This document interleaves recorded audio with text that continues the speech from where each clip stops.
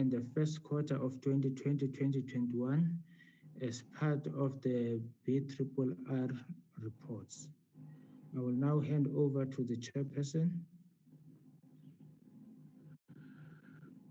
Thank you, Chairperson.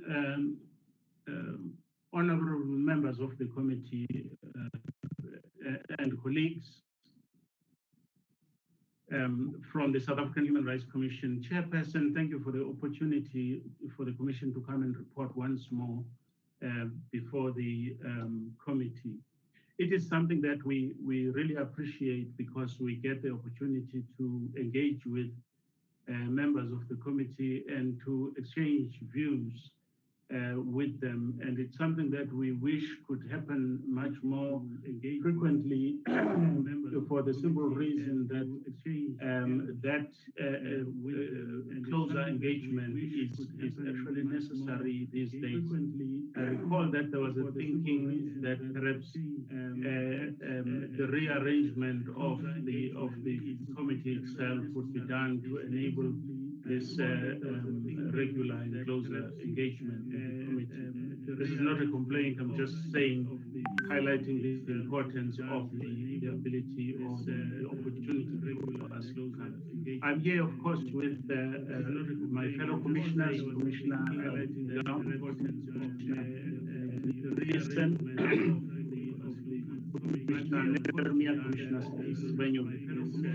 unfortunately, Commissioner Makweta has been in hospital for some time, is indisposed. And as you know, we lost Commissioner Jana on Saturday last week and was buried on Wednesday. We are here with the Chief Executive Officer of the Commission, Advocate Banyane, and his team. They will actually be presenting the report of the Commission. I just wish to ask your indulgence and the indulgence of the members of the committee that I just make a few remarks. There is one or two points that I'd like to make, Chairperson. Like everybody else, the Commission has executed its mandate during the first two quarters of this financial year under very difficult conditions. The implementation of both the protection and monitoring mandates faced particularly severe challenges because of the lockdown resulting from the COVID-19 pandemic. That pandemic has impacted every aspect of life, as we know. It has revealed glaring inequalities in the country and exposed the extent to which we still have to go in order to realize rights in this country. Whilst the greater focus of our work was on economic and social rights before the lockdown, the COVID-19 came with a spike also in civil and political rights, particularly cases of police brutality and gender-based violence. The fight against the pandemic has also caused huge damage to the economy, we must admit. The scarcity of resources means that there will not be enough resources to render services and provide access to some of these rights in an adequate manner. With the announced austerity measures, housing projects, for example, for the poor, water, sanitation, access to health, access to education, and many other rights are therefore destined to suffer in our assessment. At the same time, we see growing protest action, decreasing confidence in law and law enforcement, greater criminality even by law enforcement agencies, high levels of polarization in the country. And all these pose a great threat to human rights. The austerity measures being implemented mean that we will witness an increase in unemployment, an increase in hunger and complaints about lack of access to food, to water, to healthcare, and many other rights. So with a weak economy, there are many things that the country will decide to do without. We are concerned at the Commission that one of those are protections for rights entrenched in our Bill of Rights. We are concerned that some of the socio-economic rights in particular appear to be the easiest targets to ignore. There are also civil and political rights that need to be respected and fulfilled, which actually occur away from the public glare. For example, things that happen in places of deprivation of liberty, places of detention, police detention, in correctional services, in mental institutions, and other places. We're worried about that. There will therefore be increased work and an even greater role for the Commission, as more rights are most likely to be negatively impacted. We do not believe, therefore, that the only national human rights institution in the country should be weakened. The maintenance of law and order and the effective protection and promotion of human rights, backed up by proper monitoring and reporting, are critical for the sustainability of our democracy. The Commission therefore wishes to appeal to the Portfolio Committee for Justice and Correctional Services that we need a viable national human rights institution in this country. And we therefore need for the support of the Portfolio Committee in that regard. We request greater support in the form of greater oversight over executive of the executive arm of government. The Commission would wish, for example, that greater accountability be required from municipalities where service delivery takes place. The Auditor General has reported year after year huge wastes of resources at local government level with no consequences. Other government departments also have appeared to fail. We were looking at our PIA report, and our PIA report shows that over the years, compliance with PIA has been declining in all government departments, you know, in ministries, in provincial governments, and in local governments. So the Commission needs that support to strengthen it. Finally, the Commission also faces financial difficulties in the sense that, you know, with the austerity measures that I mentioned earlier on, everybody is expected to take a cut. But our view is that the centrality and the importance of the national human rights institution in the country, especially during these times, can never be overemphasized. And therefore that while there may be reduction in resources, the effectiveness which is referred to in the Constitution, all efforts should be made to try and maintain that. Thank you very much, Chairperson. Thank you very much, Chair. I noted here before the Chair spoke that Honorable Breitenbach wanted to make remarks before we started with the meeting, and I did not see that at that time. My apologies. Honorable Breitenbach. Thank you, Mr. Chair. I'll wait my turn for questions. I just wanted to express the condolences of the Democratic Alliance to the Human Rights Commission and the members thereof for the loss of Mrs. Jana. Yeah, so, you know, it's a difficult time, and we have them in our thoughts. Thank you very much, Honorable Breitenbach, for your kind words. Chair, Steve Swart here. Can I join as well? Honorable Swart? No, Chair, I just wanted to echo the words of the Honorable Breitenbach. Sorry I joined a bit late, in just expressing our deepest condolences on the passing of Commissioner Priscilla Jana, and our thoughts and prayers are with her and with her family and with the Commission at this time.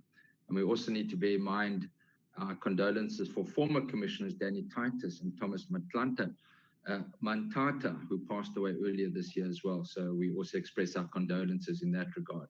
Thank you, Chair. Thank you very much. Any other party?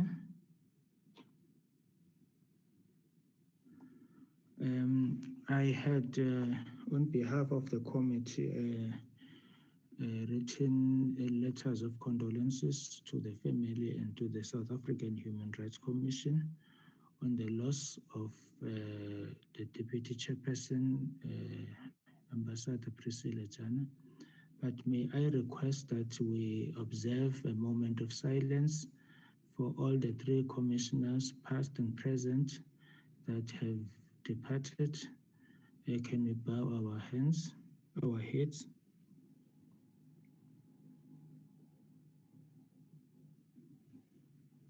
May they rest in eternal peace. Amen. Thank you very much. Thank you very much, members, for the kind words. Before I hand over to the CEO, I think that you would have received a letter from us, CEO, inviting the chair of the audit committee. Is he or she part of the delegation? Chairperson, unfortunately, due to the changes, she got occupied elsewhere. But the message was received from us. But she's not the only one. There are other members of the audit committee.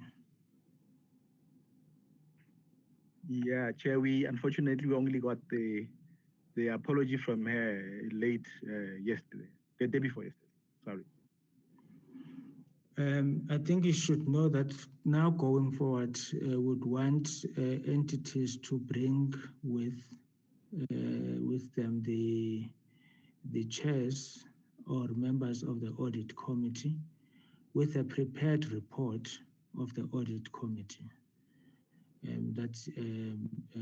After the presentation of the CEO and the chair, even in the case of the minister and the DG, would want to have the report of the audit committee, a prepared report of the audit committee, so that in certain instances, when things go wrong, would also want to know their role, what has been their role, to what an extent are their recommendations being followed through by entities and by departments. So next time it's mandatory that the chair or the audit committee, they must come with their report to the committee. Thank you, Chair. We've just been audited, so the reports will also be submitted even before, if you want, even before the annual report comes to you. Over to you.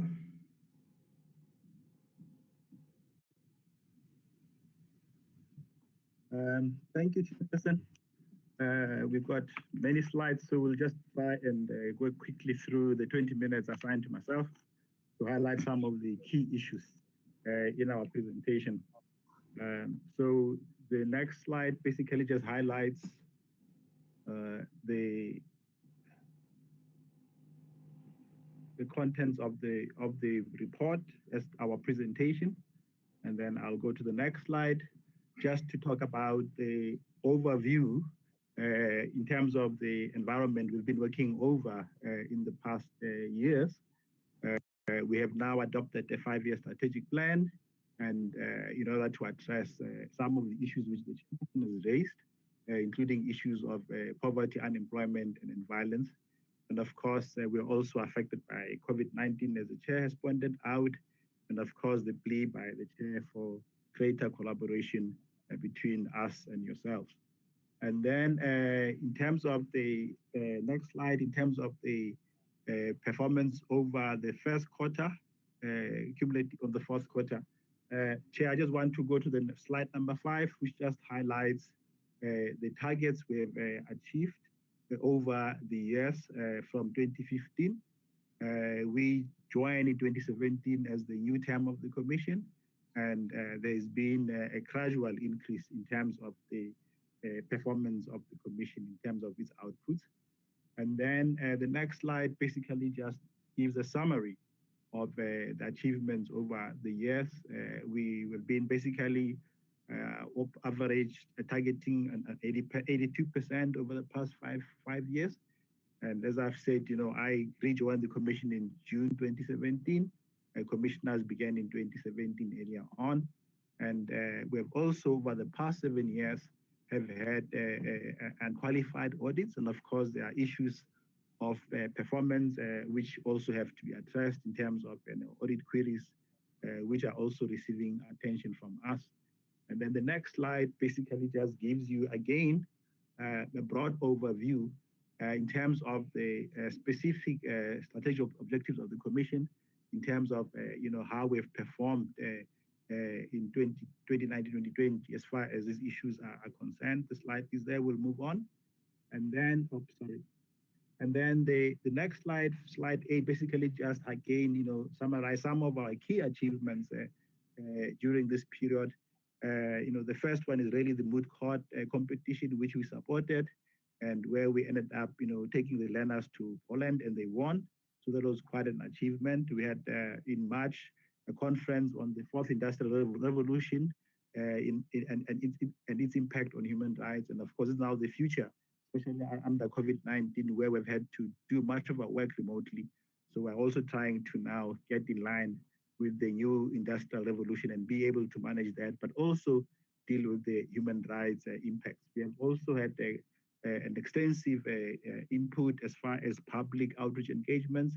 The figure there also highlights. And of course, we also had a very good, and we continue to have a very good high media profile, which I think also highlights the interest the public and the media still has on the work of the Commission.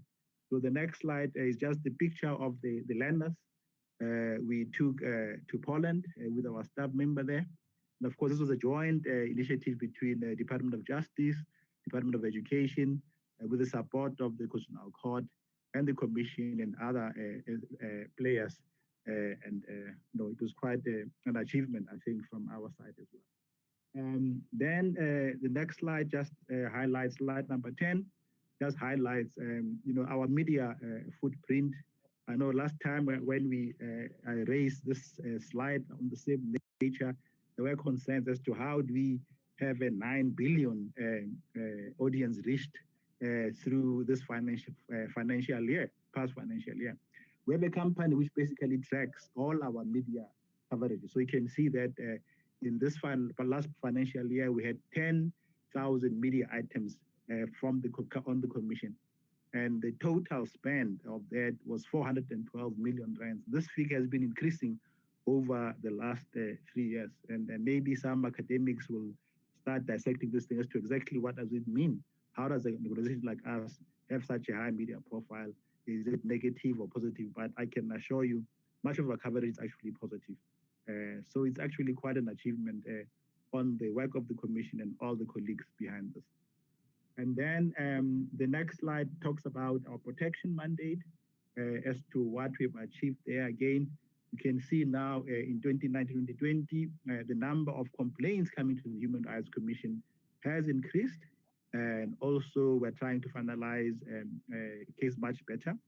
And of course, the average there also takes into account your total case. So it might appear it's a bit lower, but you can see the numbers are quite high.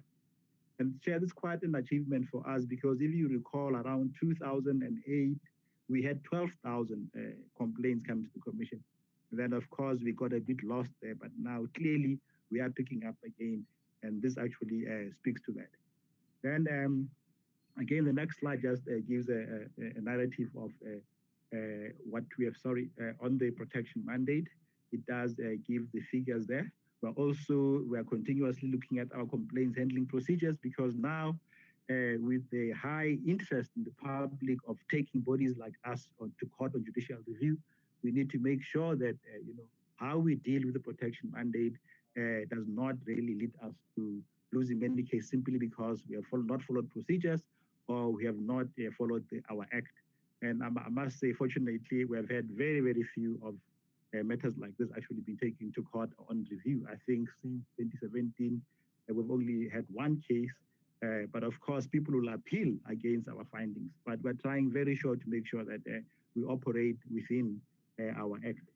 The next slide then talks about our monitoring mandate and the work we continue to do there. Point number 4 talks about our PIA report, which of course will be handing over this mandate to the information regulator next year. But the next slide, then, Chair, does speak to the issues which the chairperson raised, that we are seeing a worrying decline in compliance with PIA by public bodies, and something which will also engage with information regulator to see how do we ensure that there is full compliance, because the failure to comply with PIA suggests that organs of state are failing then to give effect to the right of access to information in the Constitution. That also then might be a manifestation of also of challenges of governance. So we need to address this ourselves as a commission.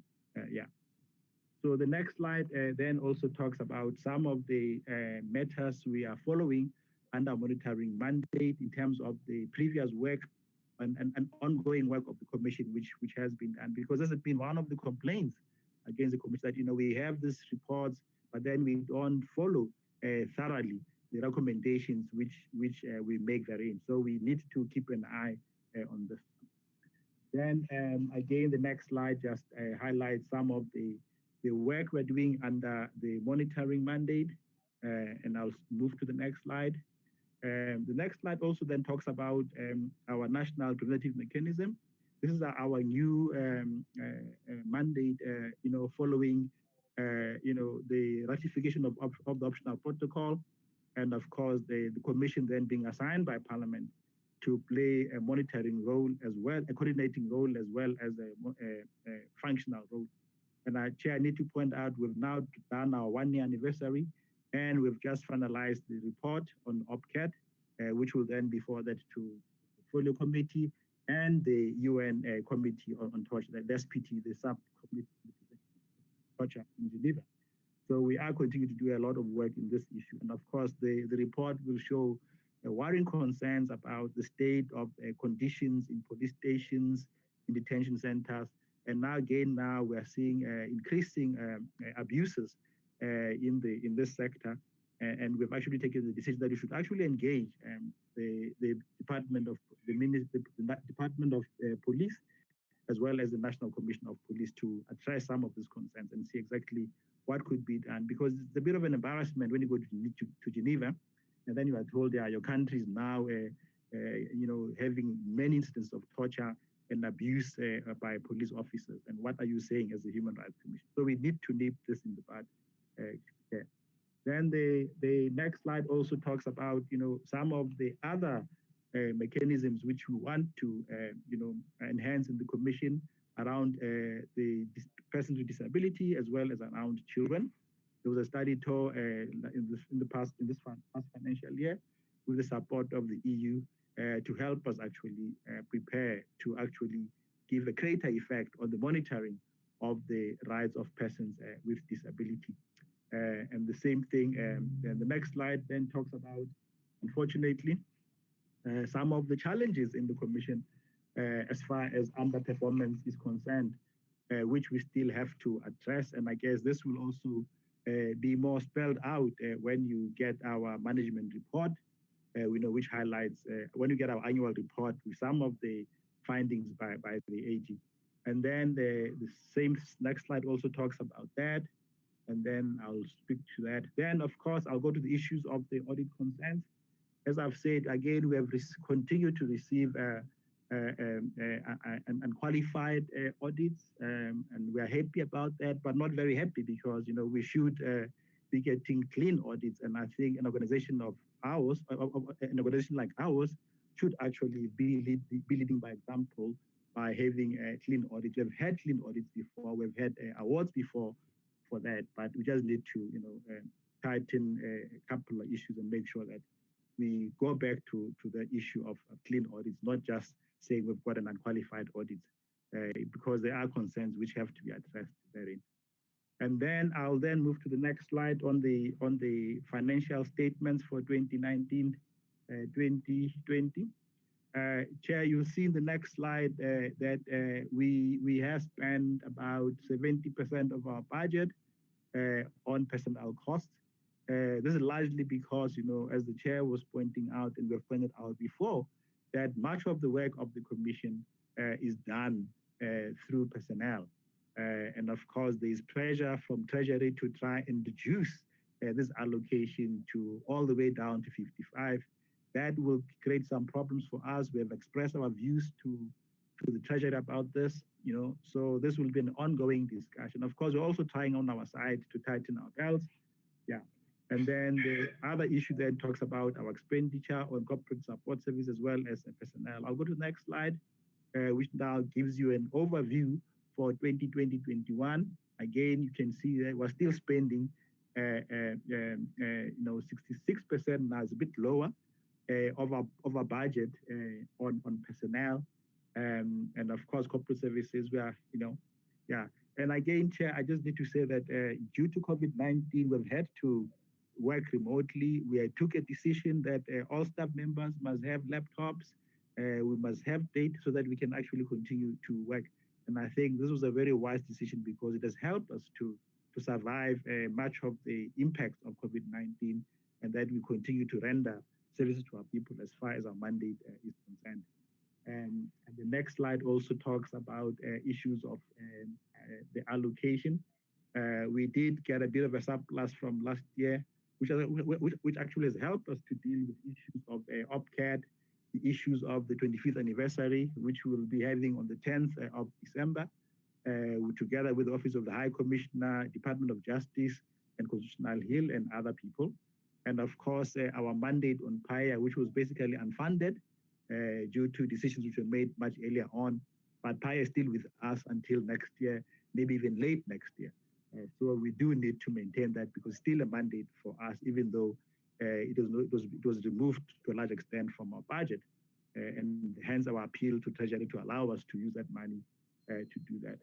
And then, of course, the point 5 talks to the bad news we've received from Treasury that we have to cut 8.4 from our budget this year from cost of employment, which will mean that there will be no cost of living increase for the year, no notch increase for the year, and this might actually have some serious challenges, but we'll have discussions in the organization to see exactly how do we manage this. Yeah. Then the next slide basically just gives you a breakdown of our budget versus spending cost per cost center for 2021. I will pass on that one. The figures are there. And then I will now move to the second part, the overview over the first quarter in terms of first quarter of 2021. Again, the biggest challenge, how then do we respond to COVID-19 challenge? And also in view of the proposed cuts from Treasury, we've had 3 meetings this year where we're told that our budget will be cut, and we've made a number of interventions to Treasury to appeal. And but unfortunately, now we've received the love letter saying that we have to cut. And again, the issue of IT helped us as well. Issues of human capital also have to be attended to now that most people are working from home.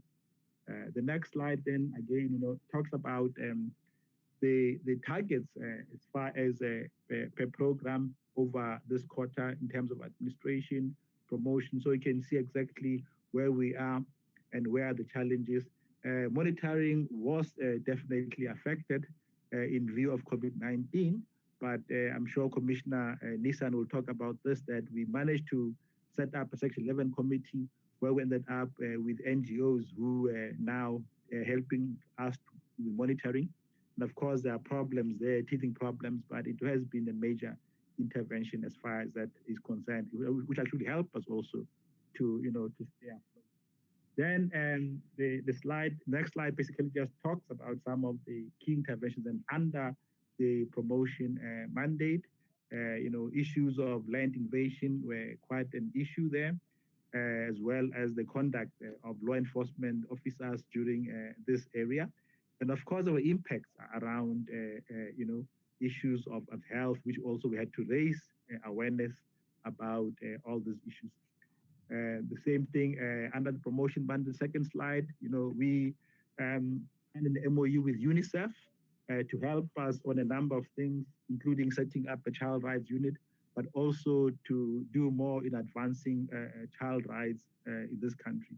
And we have now agreed that the Commission will be the secretariat of a think tank on child rights, which will comprise many other child rights organizations in this country, the Center for Child Law, the Children's Institute in Cape Town, Save the Children. So we all meet to discuss issues of child rights and how we can work together on this. Social development is also part of this forum. So it has been a major achievement in terms of how we work together under COVID-19 and going forward.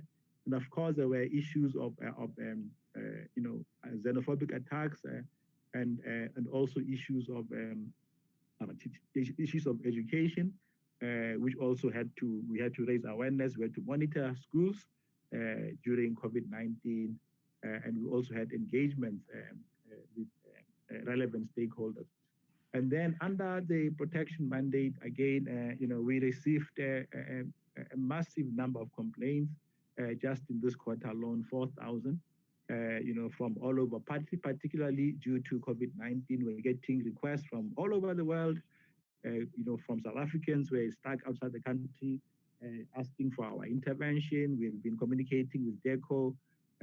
We met with the ministers and everybody else just to try and address all these issues. So again, I'll just pass that, Chair, in the interest of time.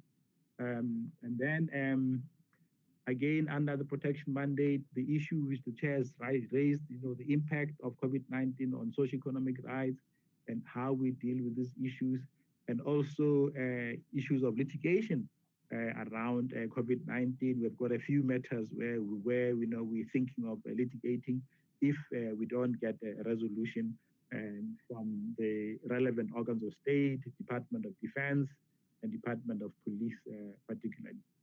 Then on the next one, again, these are some of the interventions we've made in terms of our protection mandate. We are before the Constitutional Court on the Jolani matter. This will be a major decision because the constitutionality of the Equality Court is being challenged. The Supreme Court of Appeal actually declared parts of the Equality Act to be unconstitutional. We have appealed against that judgment, and we're hoping the highest court will make a ruling, which will then help us also to be able to understand how we implement this act going forward.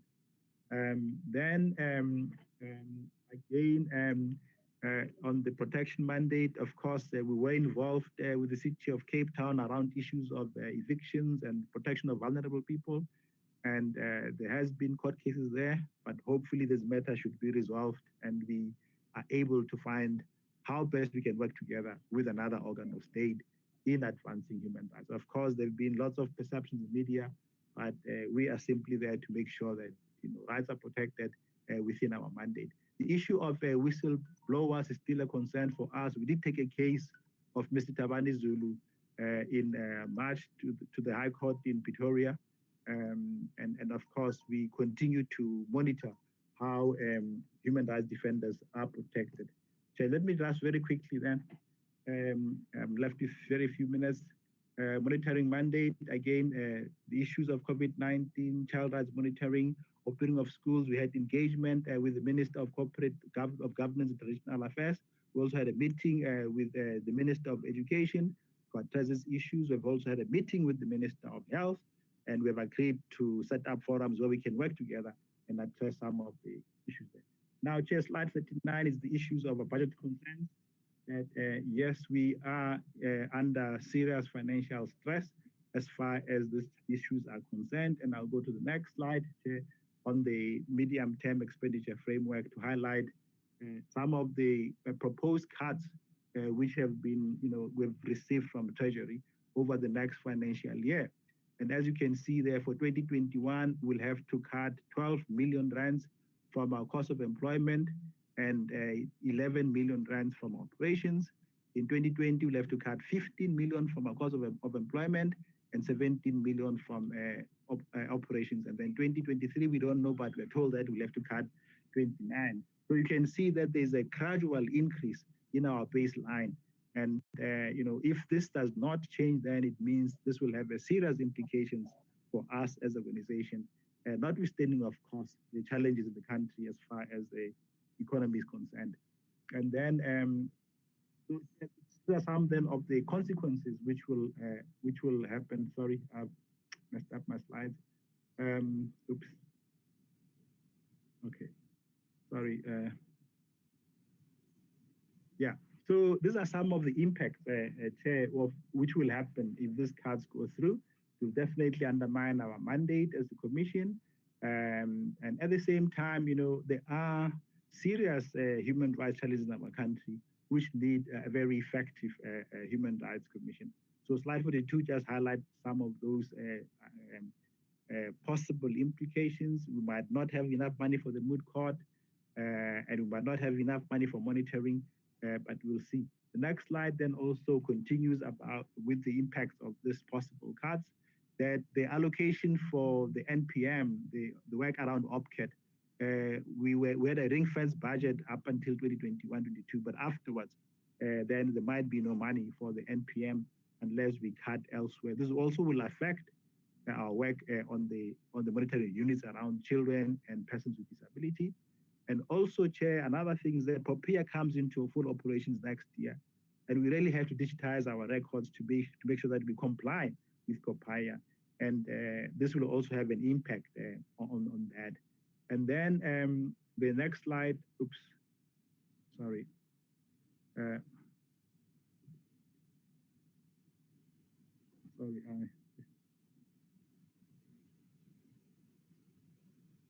Yeah, the next slide then, Sarah, can you move to the next slide?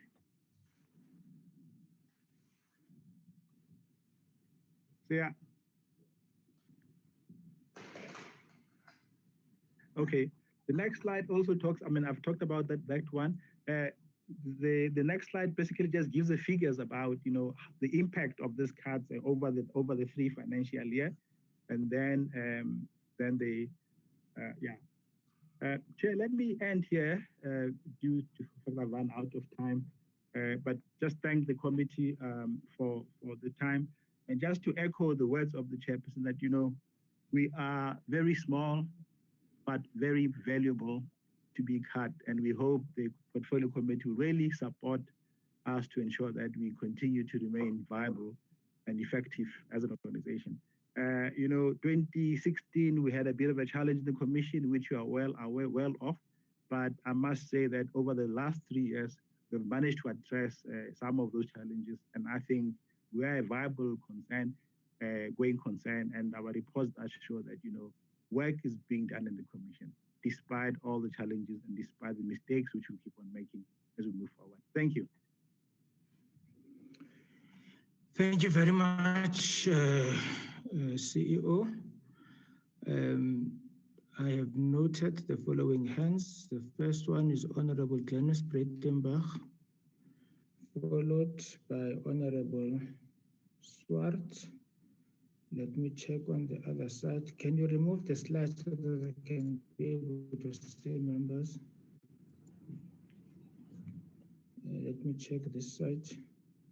Okay, then there's Honorable Horn, Honorable Mfukeng, Honorable Matemba Jele, Honorable Nivold.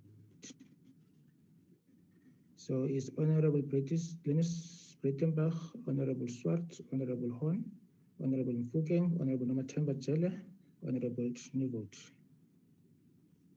In that order. Okay, thank you very much, Mr. Chair. Good morning, everybody. I'll be quick. I want to explore with the Human Rights Commission, please, the proposed program of their becoming involved in schools and municipalities all over the country.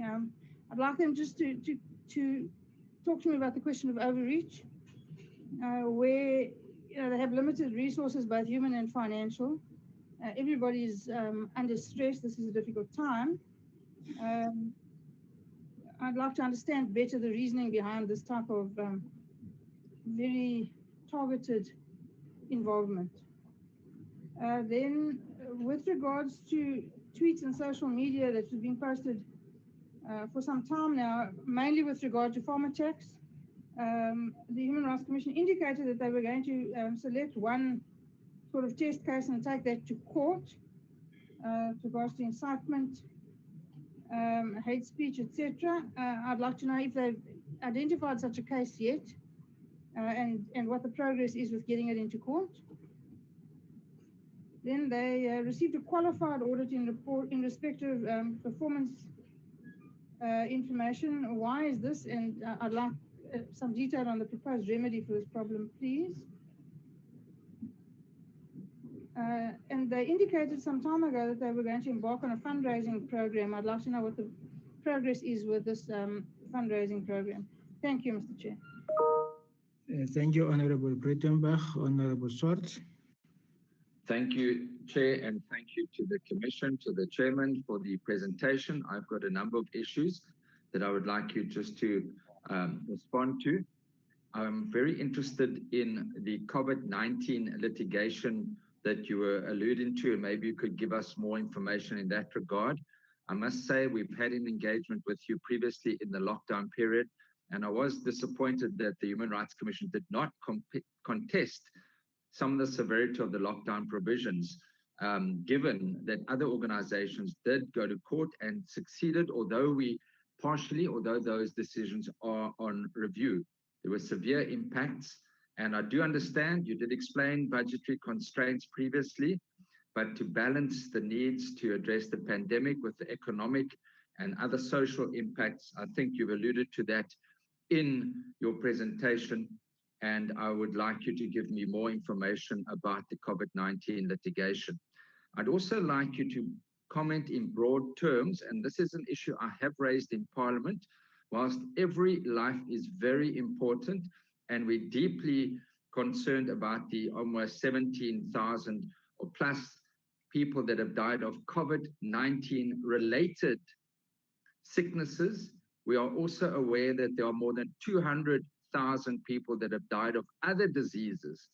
And what is the Human Rights Commission doing to ensure that those persons during this COVID-19 lockdown have been able to access medication? Yes, now it's already passed because the lockdown is largely lifted, but there were great concerns expressed about people not being able to access medication, HIV/AIDS sufferers, tuberculosis sufferers, and once they got the medication, not being able to take it due to the fact that they did not have sufficient foods, and this made them even sicker. So that is obviously a deep impact of their human rights, and I'd like a comment in that regard, particularly also the issue, Chairperson of the Commission, I raised with you previously, the response to the United Nations Human Rights Commission on their concerns about the allegations of mistreatment by security forces in South Africa. We now know the court case that came out, Mr. Collins' case, and Collins Causa, just whether you've had a time to respond to the United Nations expression of concern about what was happening in South Africa, and possibly that is the COVID-19 litigation that you were responding to. Clearly, we would be, Chair of the committee, concerned about the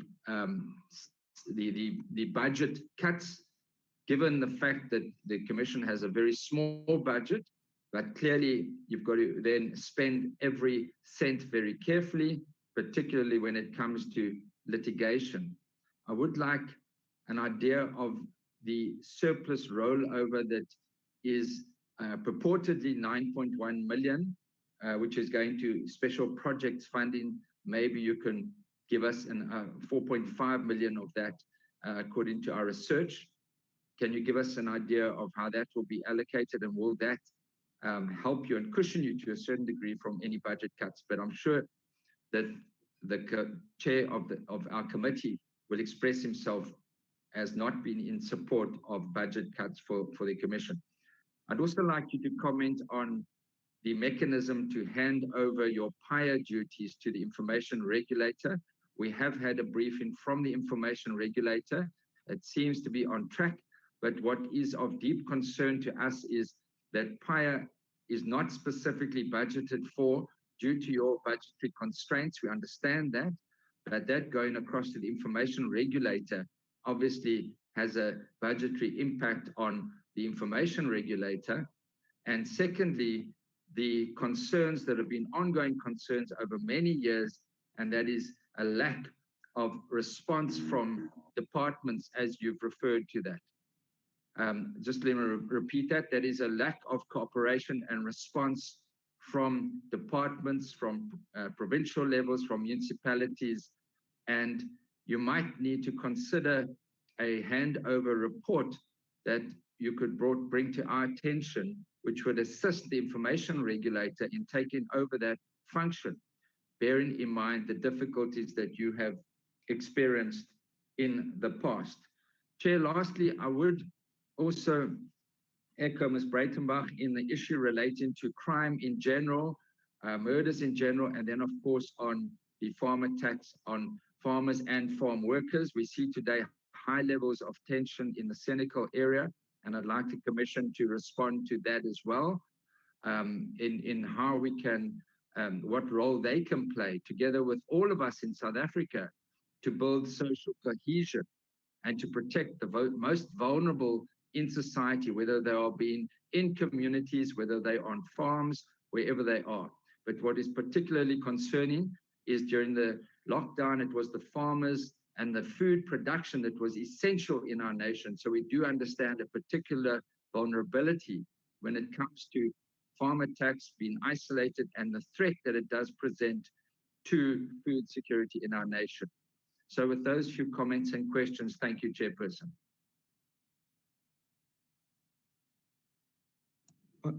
Thank you, Honorable Hon.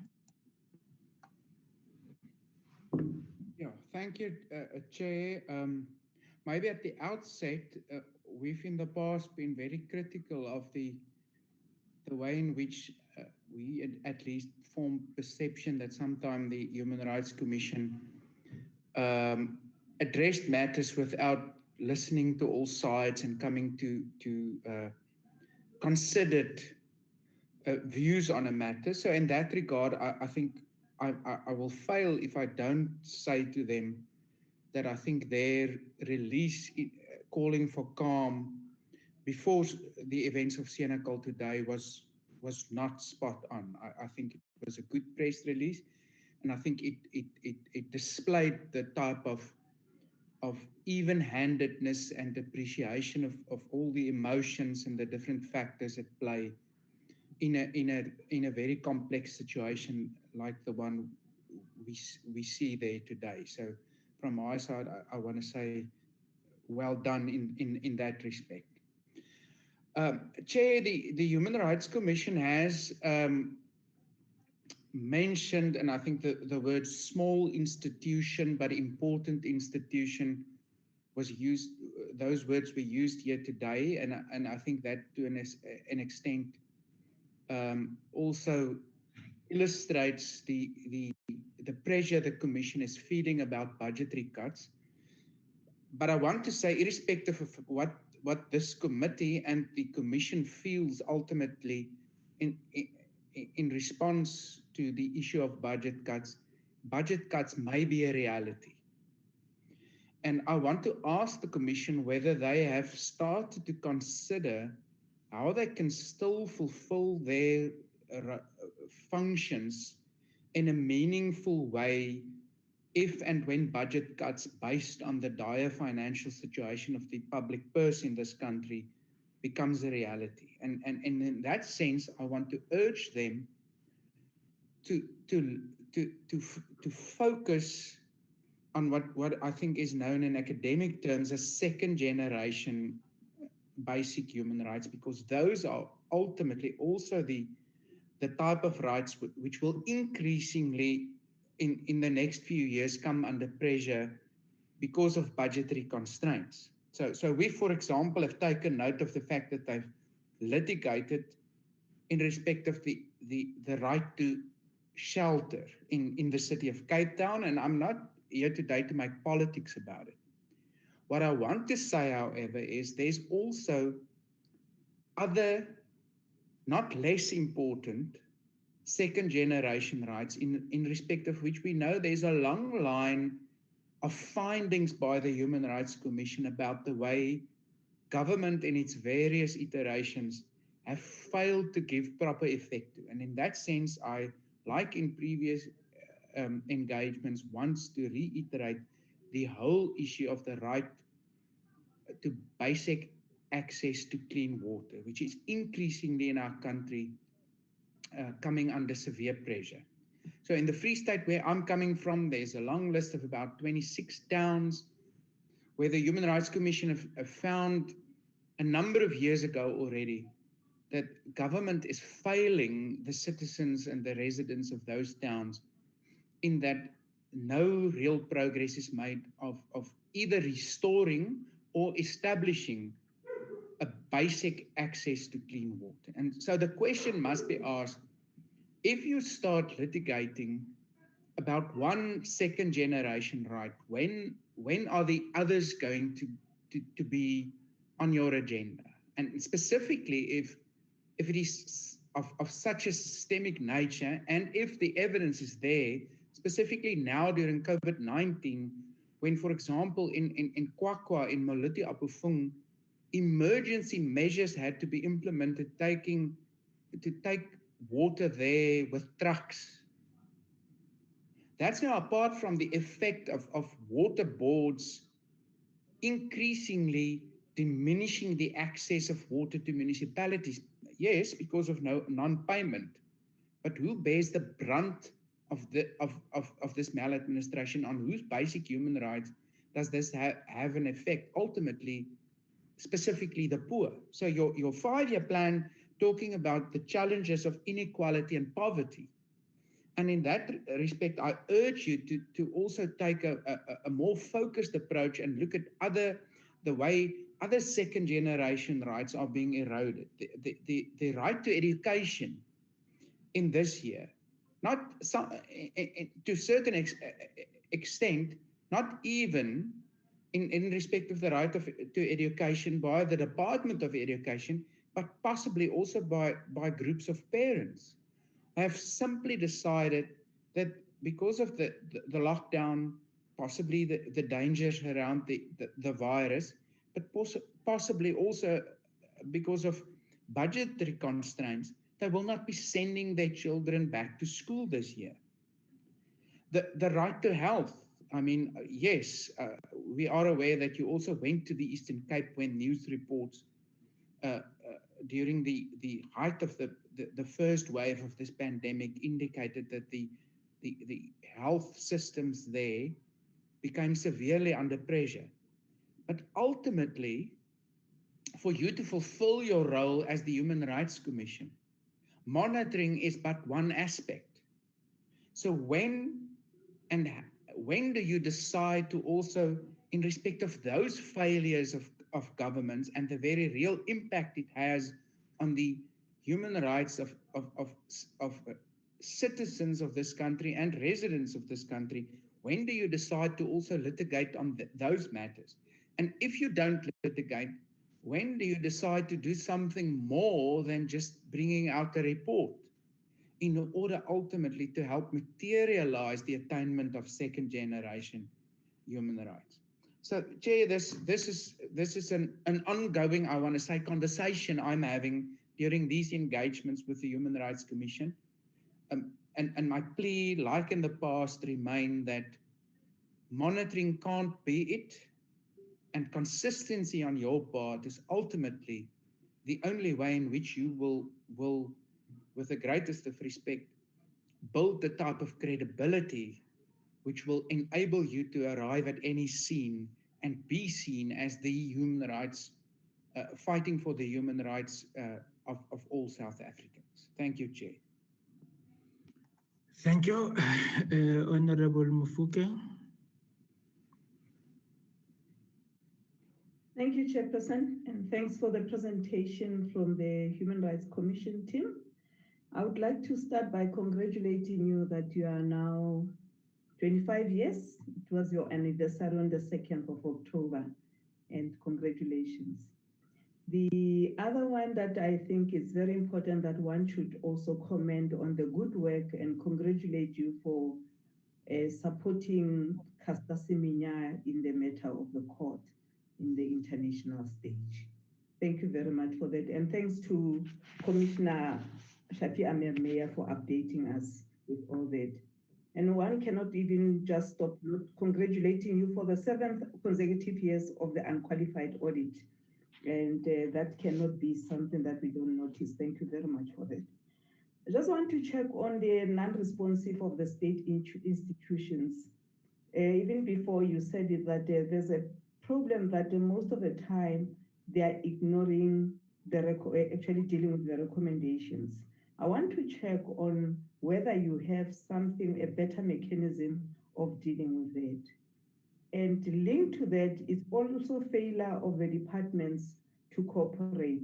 I think partly it was touched by Honorable, I think it's Honorable Horn or somebody did touch on that.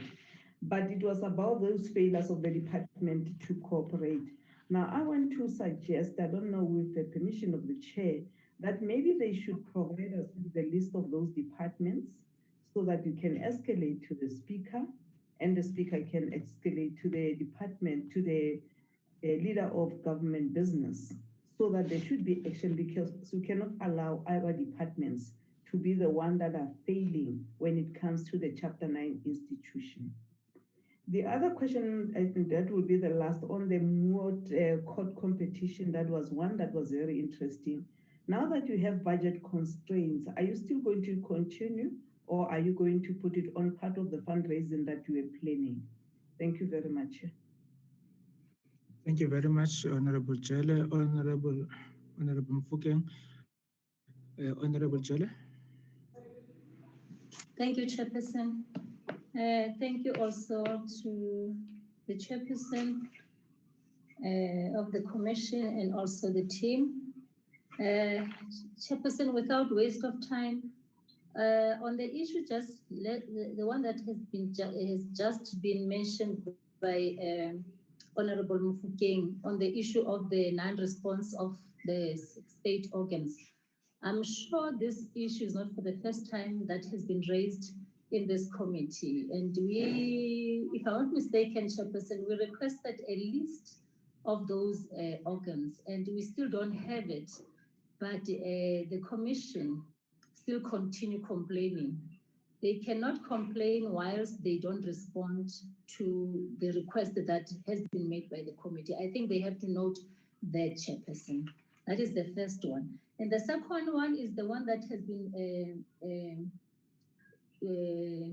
mentioned by Honorable Brittenbach of the killings, concerns on the issues of the killings.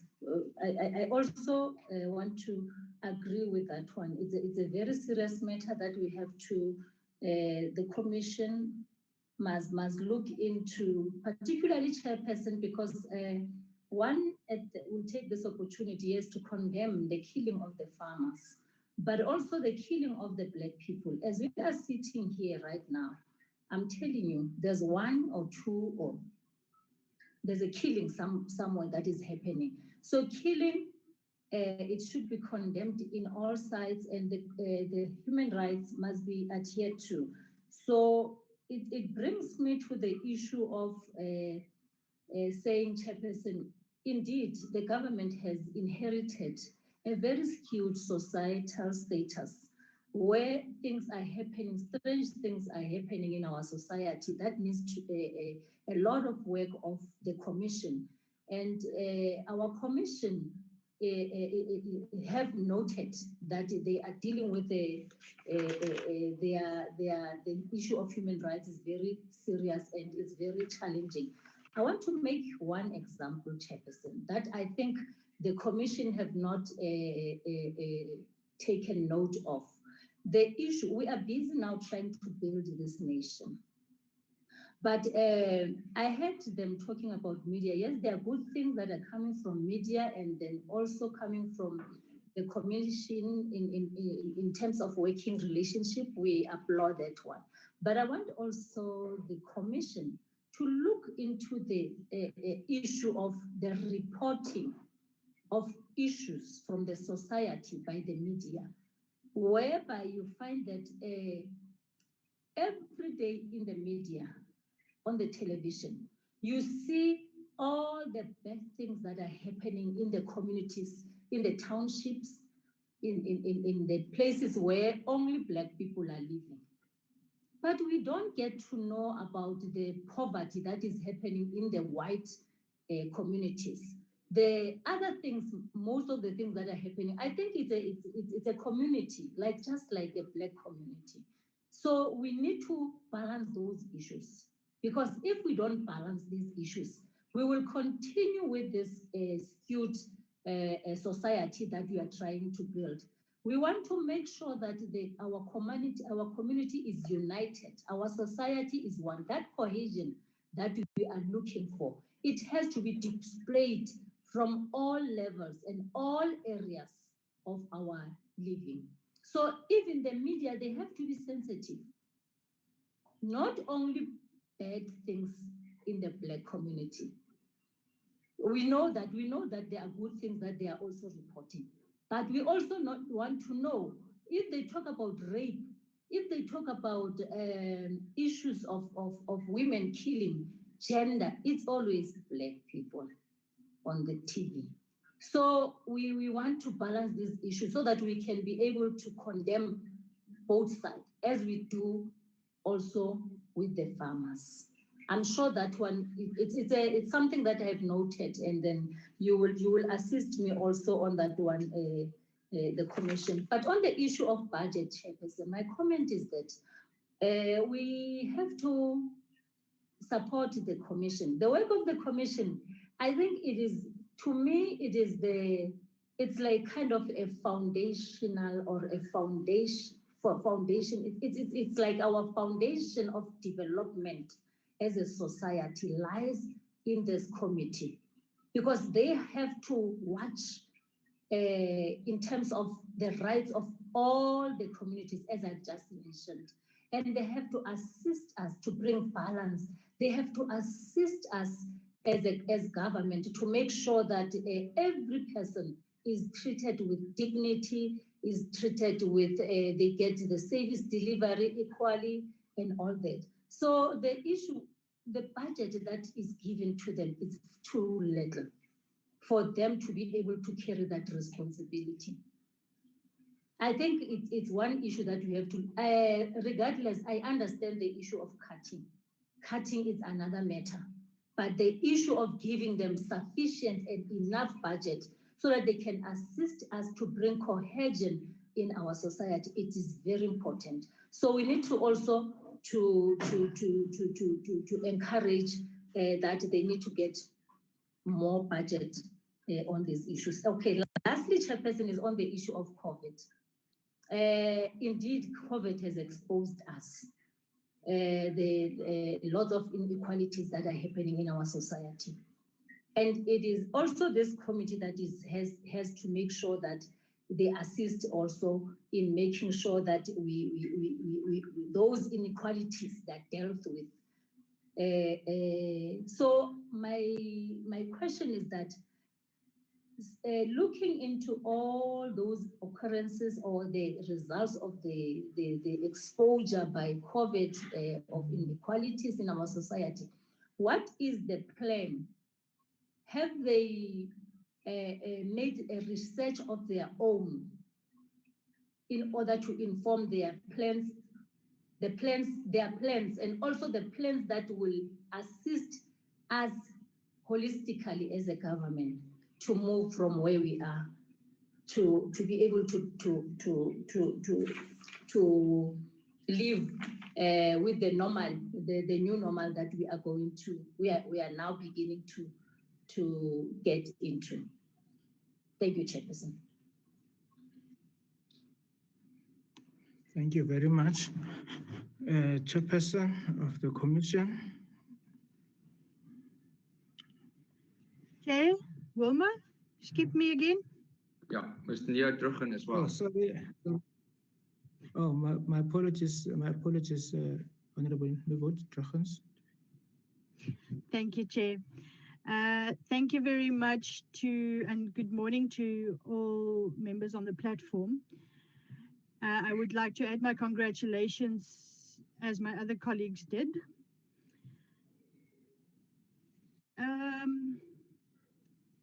I wanted to start with this one.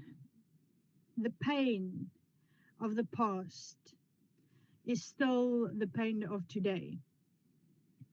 And I read in the Western Cape issues relating to a teacher who identified himself as African, Black African, but he himself is a colored person.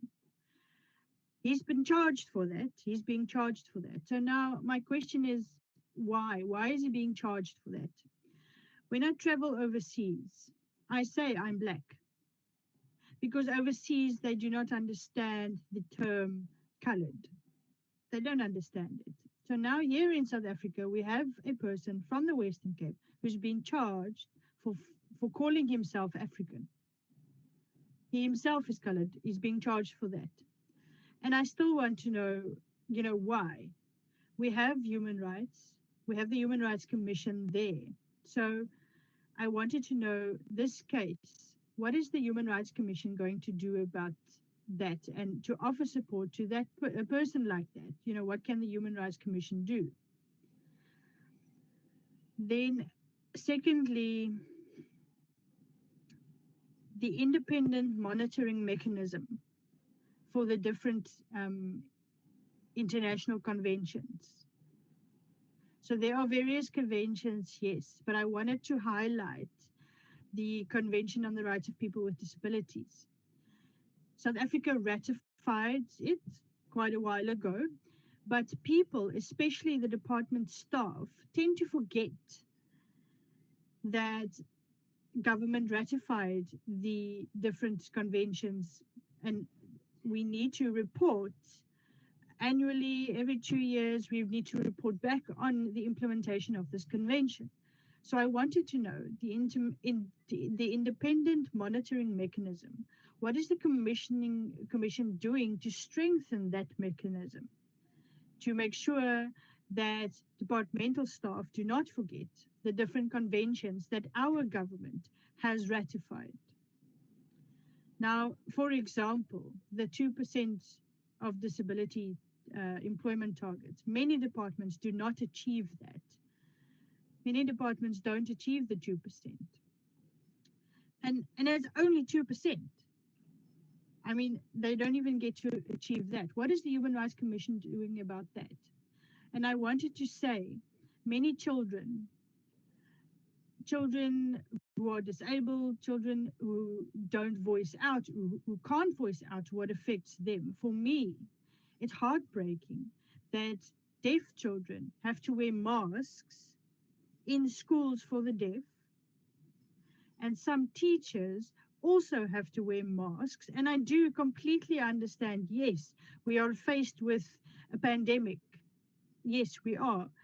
And we need protective measures in place, and I get that fully. But masks for children who can't see facial expressions if you wear a mask and need to communicate via the face, it's difficult to communicate. Communication accessibility, but the departments need to be ready to develop a see-through mask, and we don't see these masks. We don't. It's either too expensive, or it's not there. So for children to have access to communication, so the Department of Education should think of ways and means to work with deaf adults and how they can achieve this. But it should be done, but I feel it's not being achieved. So what is the Human Rights Commission's perspective on the rights of people with disabilities affecting especially our children, especially during the COVID-19 pandemic?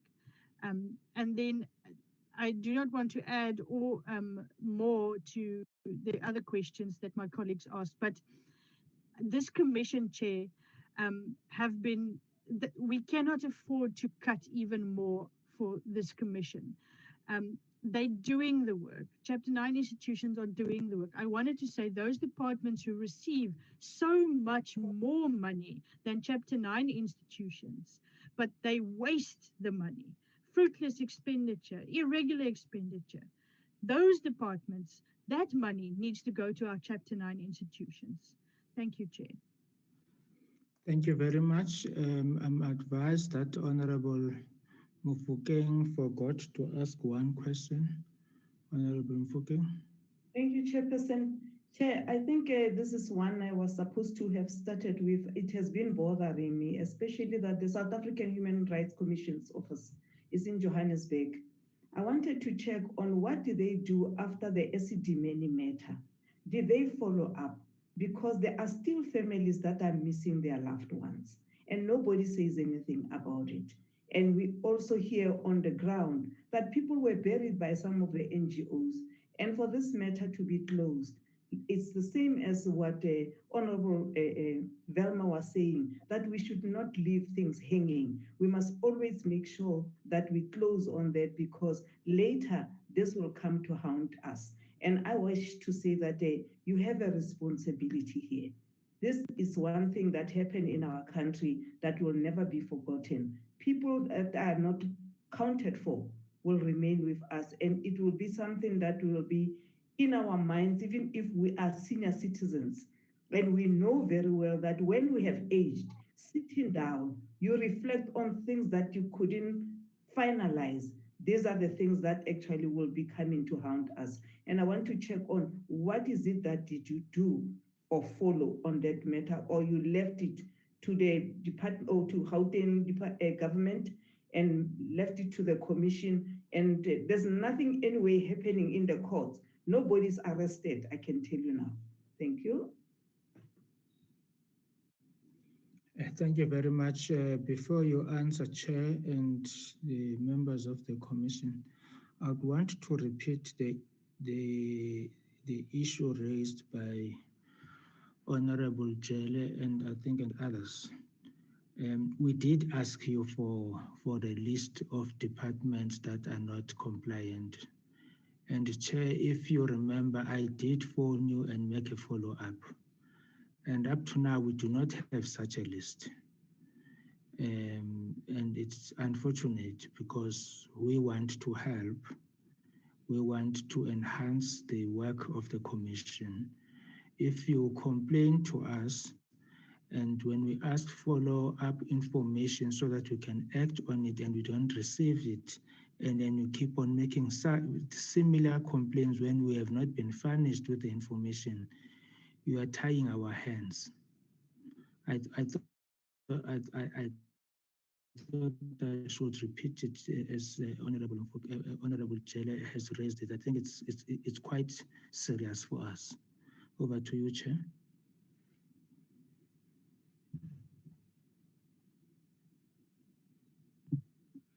Thank you, Chairperson. To perhaps we would need just to get a few minutes so that we can decide who answers which questions so that it goes quicker. Yes. I've already tried to allocate it. Yes. Yes, we'll give you 3 minutes. Chair, I'm so sorry to interrupt, but can I just ask the chairman to just focus on his face, because it's difficult for some of us to see him fully when with the camera on, it's difficult for Ms. Druchen as well for interpretation purposes. Thank you. Not you, but the chairman of the commission. Thank you very much. The chairman of the commission. Thank you very much. Can we come back at 10 to? It's 10:45 now. Can we come back at 10 to 11? It would also serve as a comfort break for members. Let's come back at 10 to 11 and give time for the commission to confer amongst themselves. Thank you very much.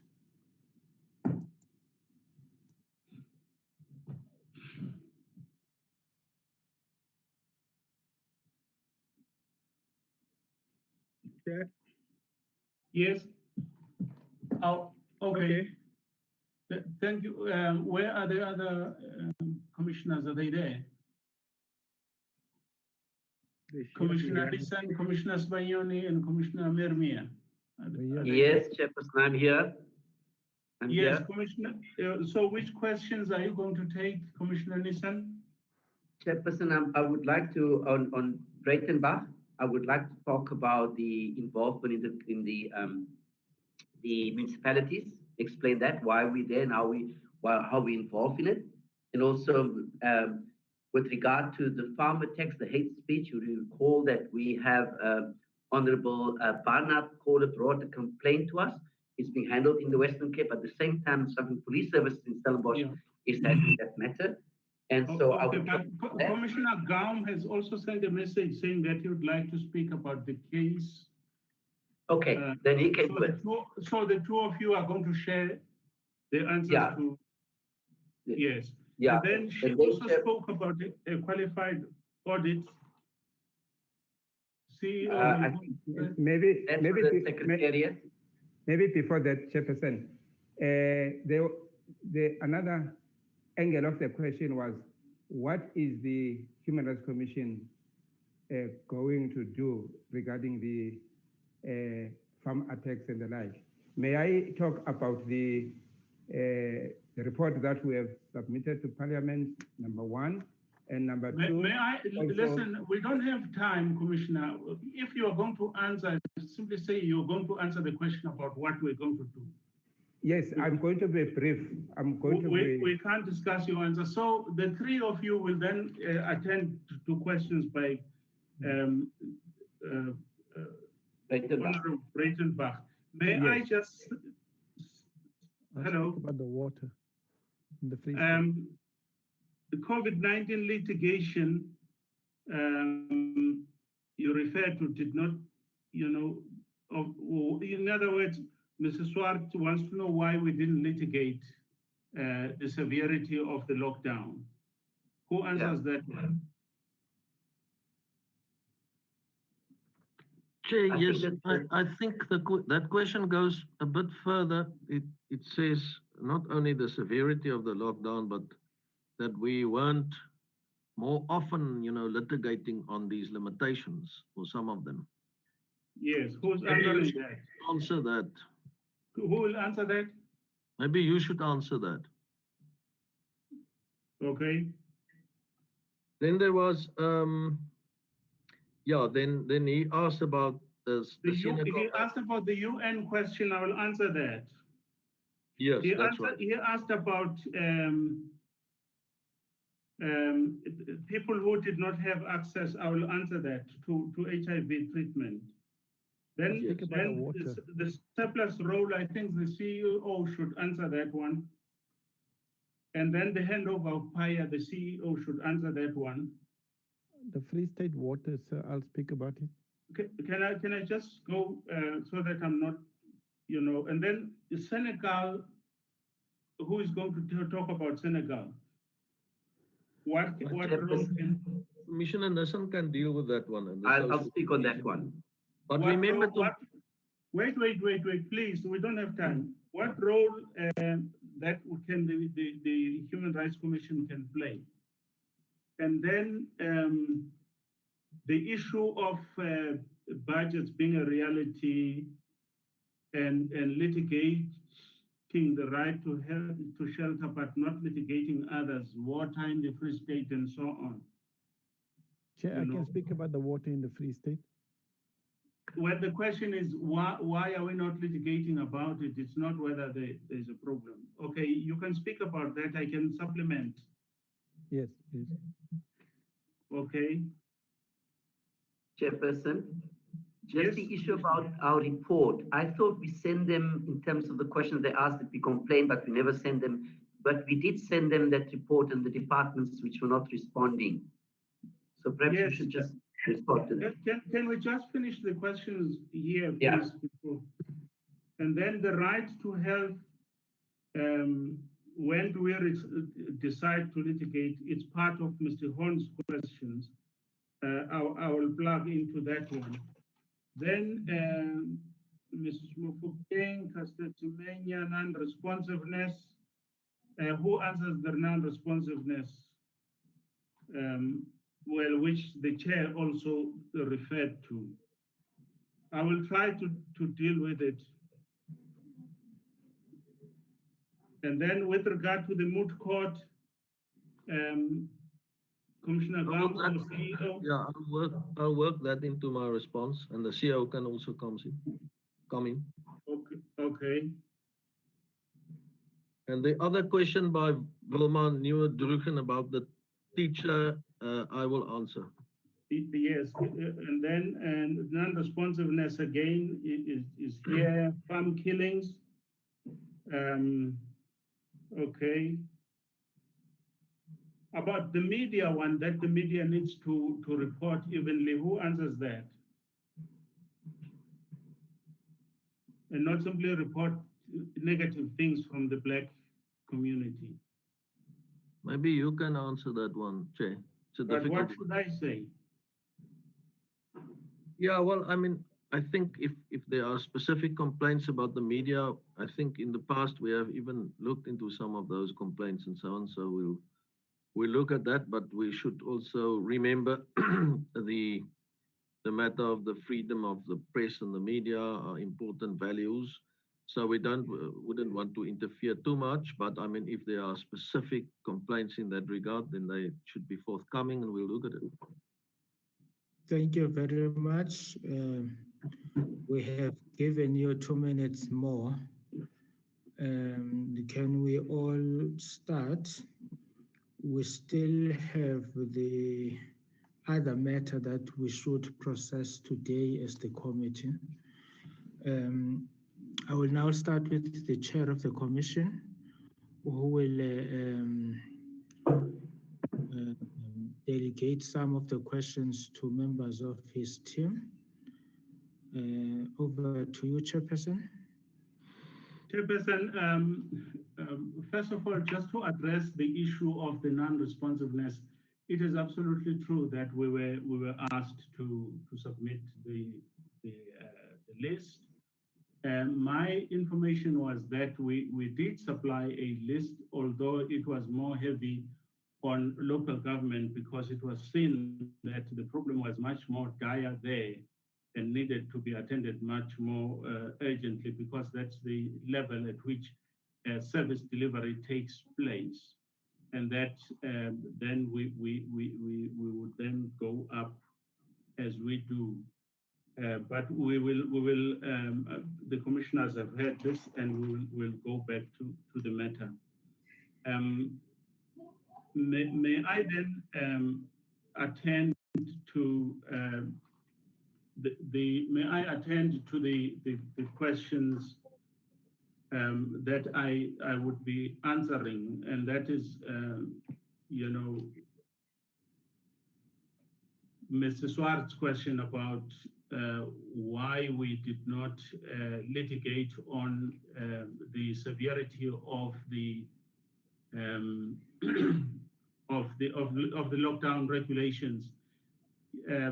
Yes, while we did not challenge each and every regulation, we did have a nerve center which monitored each and everything. We had researchers researching each and every one, looking at the constitutionality of each and every rule. Where we found that there were rules that were problematic, we duly got in touch with the coordination council, and some of these were changed. We wrote to ministries. We did all that in order to try and change the situation as quickly as possible. But we never excluded litigation of those matters. We met and we decided and we looked at the constitutional principles. One of the things that we did not do was simply just to litigate unless we were convinced that there were good prospects of success in litigation. And also, litigation being expensive and time consuming, is often better that we discuss with the makers of those regulations. And in many cases, those regulations were changed. And as a result, actually, in the Department of Basic Education, they even started the practice of now sending us the draft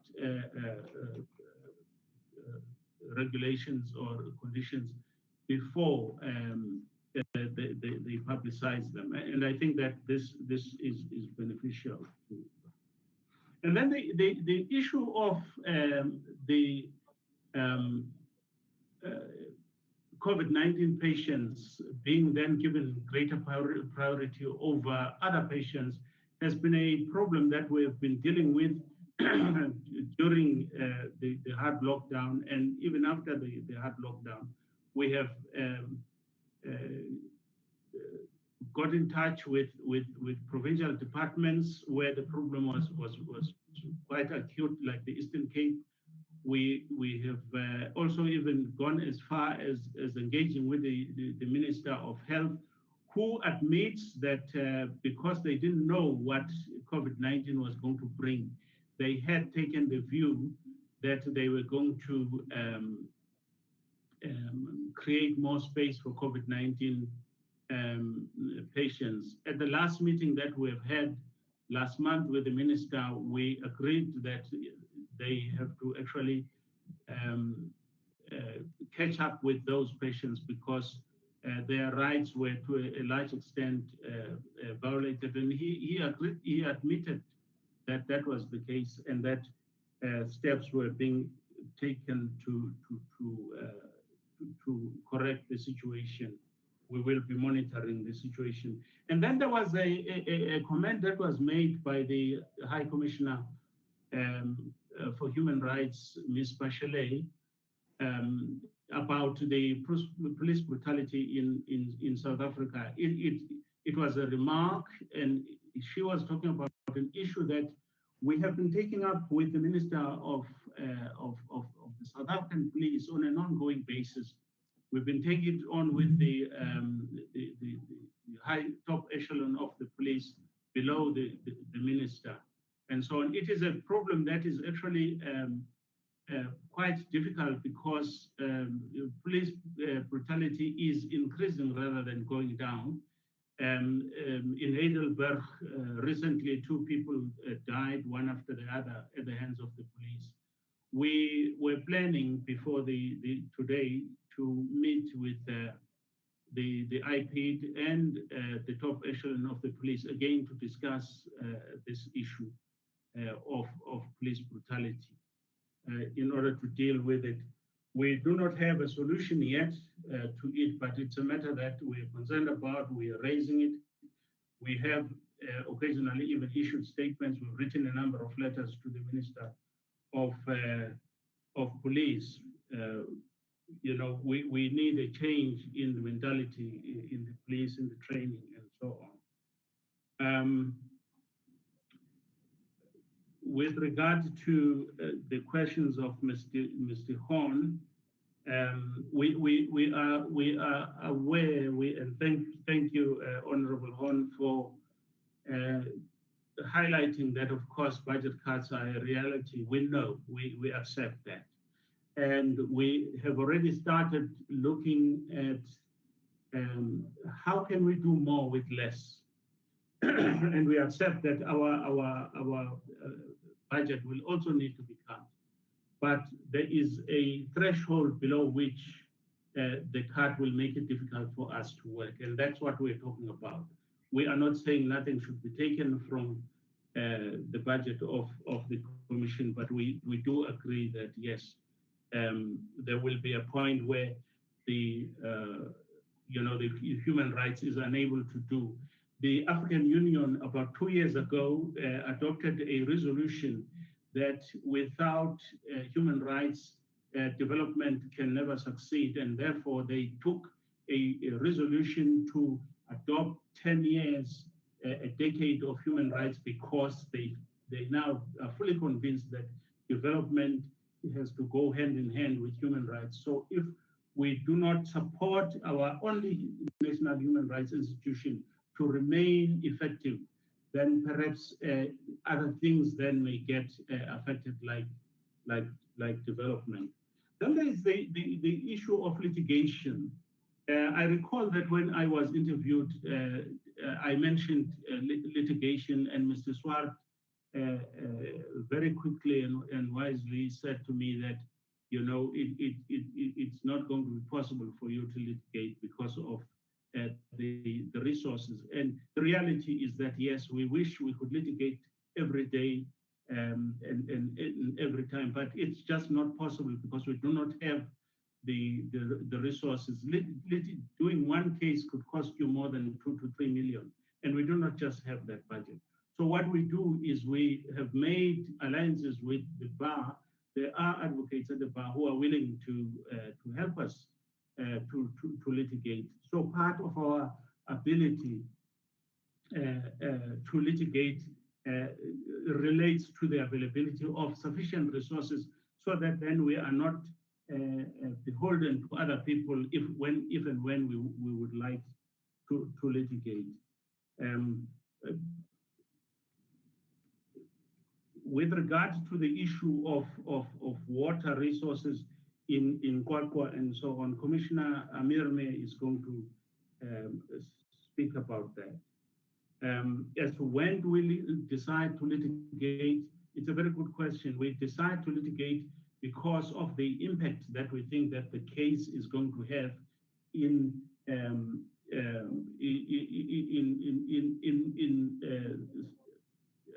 kind of strengthening a particular human right. If the impact is going to be strong and widespread, it's a case that you want to litigate because then with that one decision, you can change so many things in the country. It's not a matter of just litigating, you know, in the absence of resources. Then the issue of from Honorable Jelle, the issue of COVID-19 and the exposed inequalities, what is our plan? Well, actually, inequalities did not appear this year. These inequalities have been there, and we have made many reports in which we highlight these inequalities, and we go to provincial governments, we go to national departments, and we say this needs to be done. This is where the problem is, in the sense that when we do that, our reports then gather dust, they are not given effect to. And we need to find a way of making sure that when we engage with a department about these inequalities, that we get some support. For example, we have been going to the Eastern Cape for a long time on emergency access to medical services. And we had a report, 2014, 2015, and up to today, we are still trying to push them and national to, you know, to deal with the report, because you can see the inequalities there. And I said to MEC Gianji one day that, you know, this rural-urban divide, it is not good at all, because it perpetuates inequality in terms of access to healthcare. Can something be done as a matter of agency? You know, so the thing goes. May I ask that perhaps Commissioner Gaum should then follow me, Chairperson, in answering the questions, followed by Commissioner Nissen, Commissioner Amirme, and Commissioner Sibanyoni. Then thereafter, the CEO will come in and talk about the budget question. Thank you. Thank you very much. If I may go ahead, Chairperson. I want to start with what Honorable Horn had to say when he said that the Commission should make sure that it is consistent, and in that way it will build credibility. It should fight for the rights of all South Africans. And I want to ensure all members of the committee that that is indeed the commitment of each and every commissioner.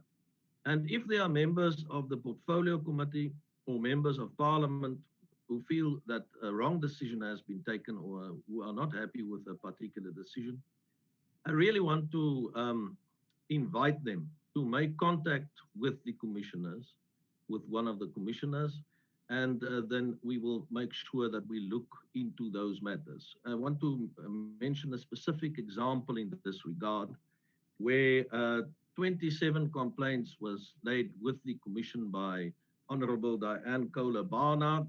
She was not happy with the letter that she received from our provincial office, and Commissioner Nissen and I intervened, and that brings me to the answer to the question of Honorable Breitenbach, and we have met with the complainant and agreed to take one of these matters to court because of resource constraints, as the chair has pointed out. It is simply not possible for us to take each and every case to court. In our case, it is important also to look at systemic matters, to try and establish precedent and so on, and therefore we take appropriate matters to court. And we have, yes, Honorable Breitenbach, we have indeed identified one of these matters, and we have traced the particular person that has made certain very problematic social media remarks. And I have established just this morning that unfortunately I have to report that this is apparently a police officer in KwaZulu-Natal who has made these remarks, and we will now pursue that particular matter. But I mean, if there are complaints in terms of how we deal with issues from other political parties, the ANC, the EFF, the Freedom Front Plus, the ACDP, please approach us rather than, for example, issuing statements and saying, yes, but our credibility is in tatters and so on. Let us work together to make sure that we take the best possible decisions. Honorable Breitenbach referred to overreach maybe in terms of municipalities, schools and so on. Commissioner Nissen will deal with the municipalities. But as far as schools and education is concerned, we have indeed been very active during this COVID-19 period. And the reason for that is also because the right to education of our learners have been severely affected by the lockdown, as well as the restrictions following the lockdown. And I think it has been very important that we were so involved. We've written and communicated with MECs, with the national minister, had meetings with her and the DG, the unions, the school governing body associations. We have, as late as 2 days ago, the Minister of Basic Education once again asked us to make inputs into her specific new directions pertaining to schools because of the relationship we have established.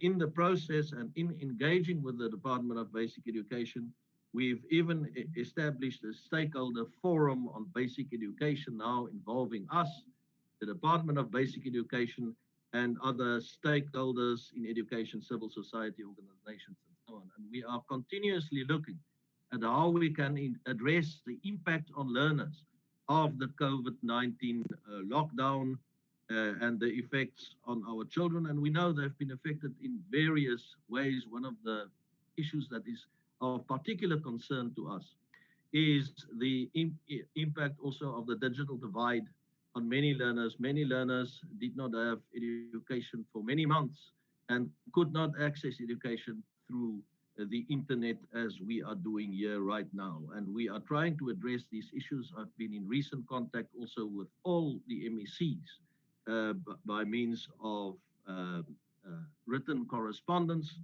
to hear from them what the position is pertaining to water and sanitation at their schools, and which are the schools that still do not have some form of water in the form at least of water tanks and sanitation facilities. So we will most definitely continue. We've also done a lot of monitoring through the COVID-19 Committee on Monitoring that Commissioner Nissen is also involved in. And we've even done online surveys to establish what the position is and to make sure that our learners are safe within the school environment, and to make sure that education departments in the provinces do that what they are supposed to do to make sure that schools are indeed safe and a healthy environment for our learners. The next matter I just quickly want to refer to is you raised the issue of fundraising. I can report that we have now a project called the Right to Read and Write project as part of the Right to a Basic Education, where we want to establish, what are the basic requirements for reading fluently by the age of 10 years old, and then want to engage the national and provincial departments towards making sure that the right to read and write is indeed realized. And in this process, Alan Gray Orbis Foundation, as well as the Xenix Foundation, have come on board and have donated for this particular very important project, where we work with together with various stakeholders, 100,000 Rand each for this particular project.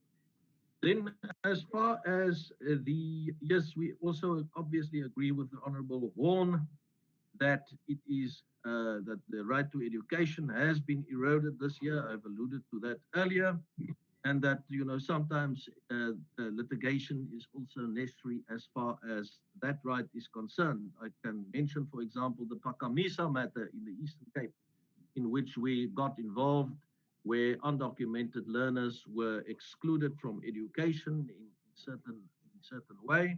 We got involved as an amicus curiae and friend of the court, and we were very successful in that regard. The moot court, just very quickly, yes, our budget constraints will have an impact on that, but we are strongly advocating within the Commission to make sure that the moot court competition continues. It's a very important promotional activity of the Commission to reach out to all our schools. And lastly, in response to Honorable Wilma Nieuwenhuizen's question on the teacher identifying as African, the Commission has received a complaint in that regard.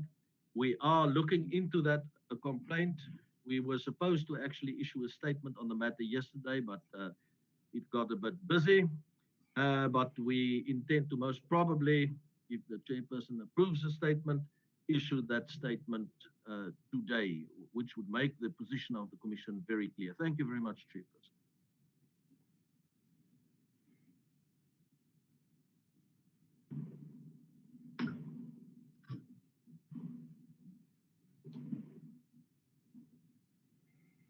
I think Commissioner Nissen is next. Yes, thank you, Chairperson. Honorable Chair, Portfolio Committee, colleagues, honorable colleagues, members of Parliament of the Portfolio Committee, Chairperson of the Commission, colleagues, thank you very much.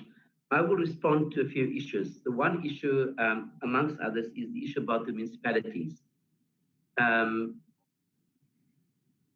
Obviously, in the last few years, there's been a lot of service delivery protests.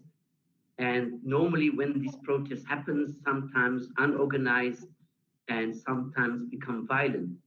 And the South African Police Services then calls us to intervene, to stabilize and also to normalize the situation. Coupled with that, it also then engage the different parties to bring them together so that we can talk about how do we resolve those issues. And now a number of them end up with the parties then agreeing, which means the leadership of the communities and the municipalities in how to bring together and resolve some of those issues. So when we with the community, because sometimes it's so difficult, because once the protests happen, they close the major roads. And so our offices throughout the country, where this happened, the Commission intervenes to stabilize the situation and to try and resolve some of those issues. And normally it's about housing, water, land, sanitation, electricity, and so on, all those socioeconomic rights issues that people are concerned about. And in the case, we're also appealing to the community that you've got the right to protest, but you don't have the right to be irresponsible and get involved in violent acts. But the role of the Commission is basically twofold. One, to stabilize. Two, to bring the communities together to find a sustainable solution to the issues that they're concerned about.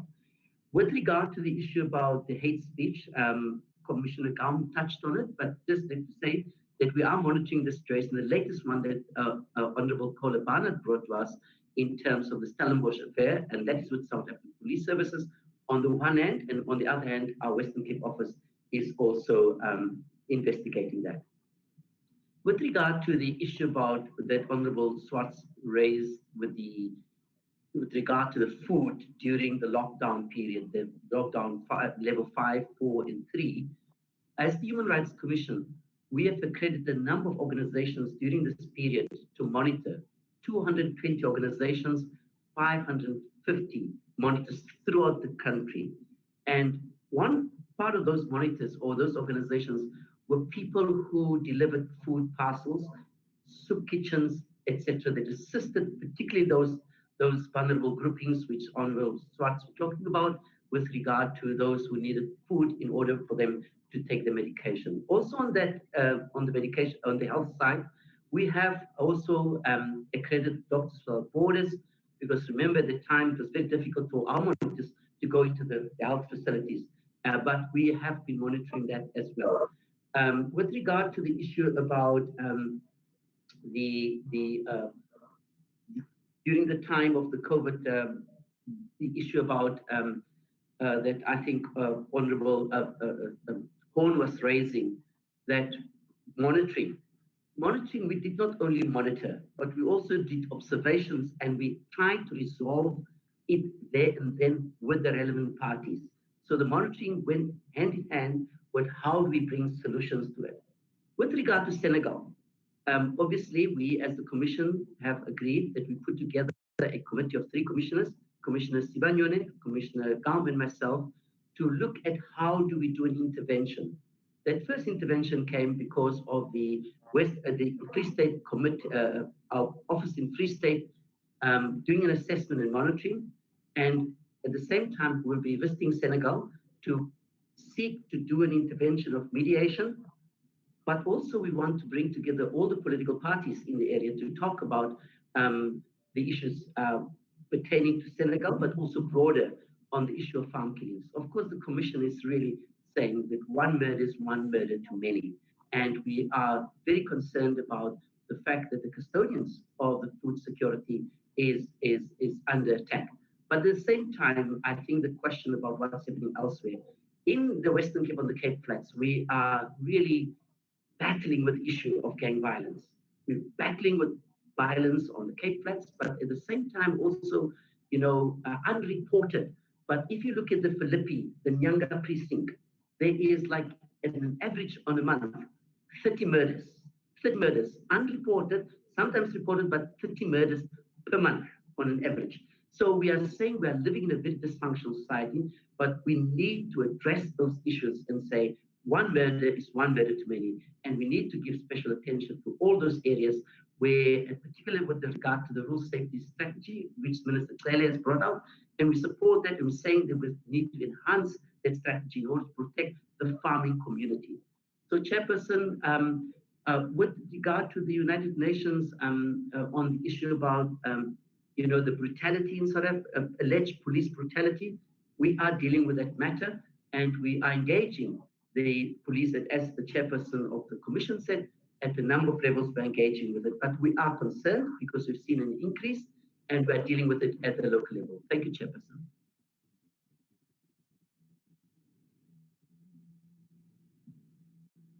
Thank you very much, Chairperson. Good morning to you and Chair and to the honourable members of the Portfolio Committee, each and every one, to our Chairperson, my fellow commissioners, and everybody here. Chairperson, I want to raise 3 issues. One is from Honourable Horn on the issue of the Free State, the water and sanitation issues there. And then the other one, I'd like to speak on just 2 other issues, and that is the issue of Honourable Druchner and Honourable Mofokeng.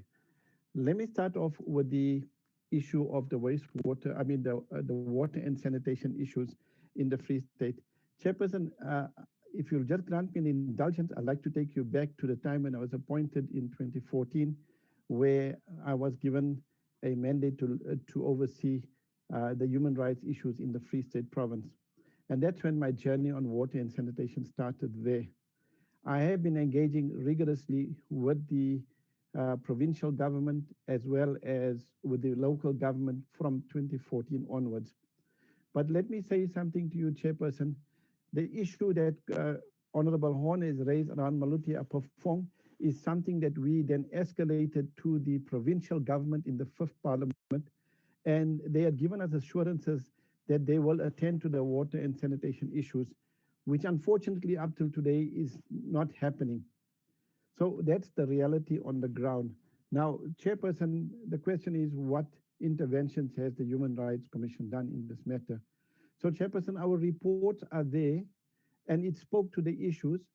What we then subsequently did is going forward, we then understood that the collapse of the municipalities in terms of the AG report of the 2019 basically spoke to the issues, that basically the total infrastructure on the water and sanitation had collapsed. It held communities to ransom by water tankering and the dysfunctionality of service delivery issues. So the question is, what have I done? What have we done since then?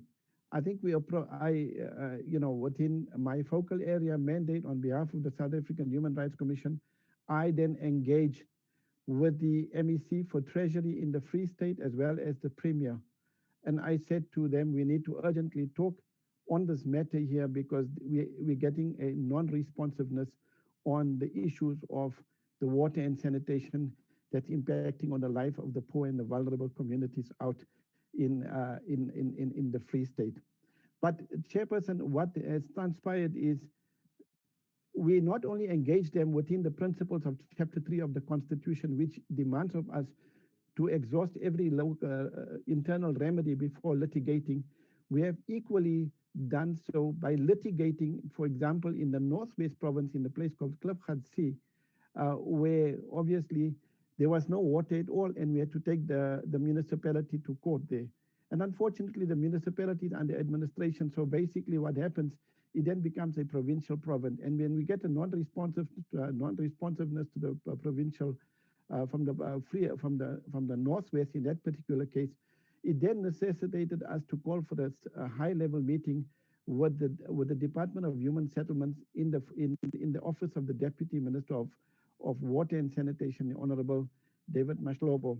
We have then met with the Minister of Kokta on the 13th of November 2019, where we basically articulated our concerns, serious concerns, that not only is it in the Free State, but it's around the whole country. We've been into Mpumalanga, we've been to the Northern Cape, we've been to, and the Vaal River basically talks to those kind of issues as well, which is part of the report that's here before you today. What we have then subsequently done, Chairperson, is we have then agreed with the Deputy Minister, David Mashlobo, that we will set up a monthly high-level task team through our provincial managers with all the regional water departments in the provinces to monitor the issue of water and sanitation. So it's a complex problem. It's not a simple problem, and it's compounded by the fact that municipalities are in ICU, according to the latest the report of the Auditor General that talks about the state of the municipalities in this thing. So I'm saying it's a very complex issue. We have already now decided that before we take the final step to litigate on this matter, we are giving the minister, deputy minister, a chance to give us a structured response on how he's going to address the thing from a national perspective. In that regard, what has happened is on that score, we have also worked with the Minister of Kokta, who gave us an assurance and who set up a meeting for us, which we then attended at the highest level of government, the Interministerial Committee on Service Delivery in the Office of the Deputy President. We met with the Technical Committee on the 17th of February 2020, and then we were supposed to take the same issues on water and sanitation, not only in the Free State, but across the board in all 9 provinces. And we were then going to present it before the political heads at the union buildings. Unfortunately, COVID came in and COVID basically postponed the matter. We then went back to the Deputy Minister of Water and Sanitation. And so we are now working very closely with them to kind of resolve those issues, but in a structured way, because we understand that socioeconomic rights, the second generation rights, are progressive in their nature. And obviously it requires a budget. And obviously the fact that the municipalities are bankrupt makes it even more difficult. So it requires an intervention from a national perspective. And therefore we are engaging now with SALGA, we are engaging now with the Office of the Deputy Minister himself, and with COCTA as well, to kind of find a structured solution where we're now thinking that we then need to present this at the highest level to find those answers. The unfortunate thing is our people are held to ransom because there's water tankering, which is unacceptable, okay? And then obviously our people are subjected to filthy water, which is also totally unacceptable. It's a gross human rights violation per se. I think what I want to then say, Chairperson, is we have agreed in our last meeting with the Deputy Minister of Human Settlements on Water and Sanitation that we are now going to call for a roundtable conference maybe in November with the Office of the Presidency to raise this at that level. And we need to get structured responses because we think the matter is very complex and the issue will never be resolved at the local government level because they are dealing with aging infrastructure, they're dealing with municipality whose resources through corruption have basically been depleted, and this is impacting on the human rights issues there. I will stop there, Chairperson. Let me just quickly attend to the other question by Ms.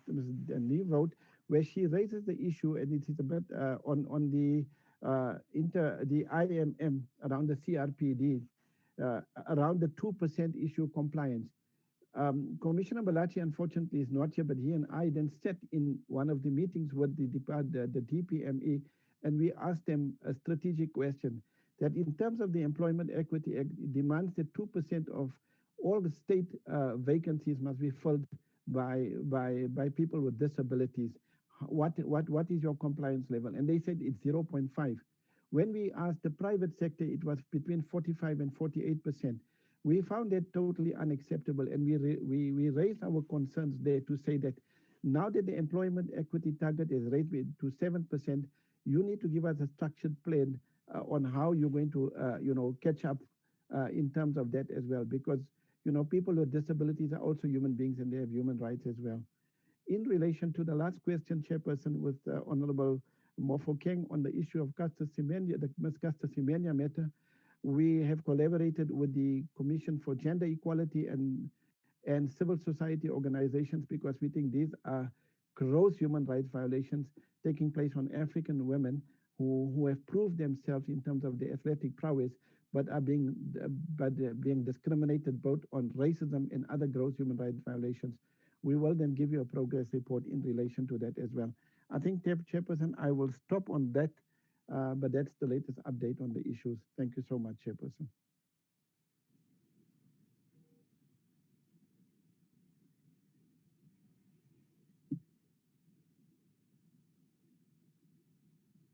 Thank you, Chairperson. I think Commissioner Sibanyoni didn't come in. I don't know whether he's there. I am here, Chairperson. Thank you very much, Chairperson of the Portfolio Committee on Justice and our Chairperson of the Human Rights Commission. I was saying that I'm going to focus only on the question that was raised. What role will the Human Rights Commission play insofar as farming attacks is concerned? I want to approach it on two occasions to say, firstly, I want to say that the South African Human Rights Commission has on its own investigative powers investigated the situations on farms in 2003, and then a report was compiled. And then also, secondly, concerning the farm attacks, there was a hearing that was conducted by my predecessor, Commissioner Danny Titus. May his soul rest in peace. He is no more. And then the report was having some recommendations, and then it was submitted to Parliament so that it must be actioned or it should be implemented. And then currently the position is that as the Human Rights Commission, we have realized that these questions of farm attacks is escalating, and then we participated in a provincial legislature of the KZN, but because it is broadly the whole of South Africa, we have come up with a resolution to say there needs to be a webinar. And my focus area being land, farming communities, and environment is presently identifying the people who should be invited to that webinar, which will be happening very soon. And then in conclusion, I want to say the preamble of the Constitution of the Republic of South Africa, I want to quote it where it says,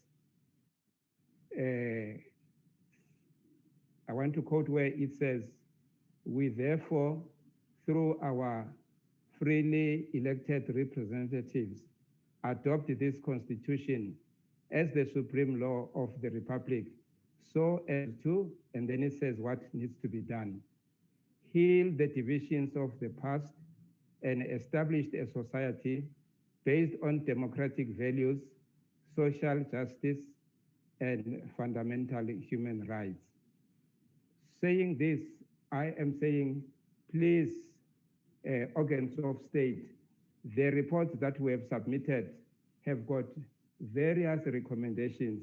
We are asking that those recommendations should be implemented, and as the South African Human Rights Commission will monitor that the recommendations that have been made or have been raised are implemented, because they are there to address the question of farm attacks or farm killings, not only in Senegal, it has happened also in Balmoral, next to Bronkhorstspruit, and throughout the country. Our provincial managers that are heading our various provincial offices, they are hands-on, they are receiving complaints, and as commissioners, we've got what is called provincial visits or provincial supports, where we intervene and assist our various provinces as and when there are complex matters. Thank you very much, Chairperson, and thank you very much, everybody.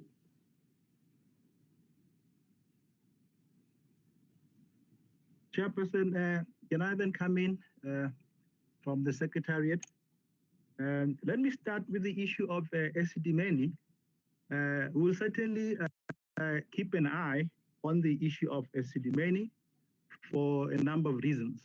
One, in terms of our work under the optional protocol, where we have to monitor what happens in detention centers.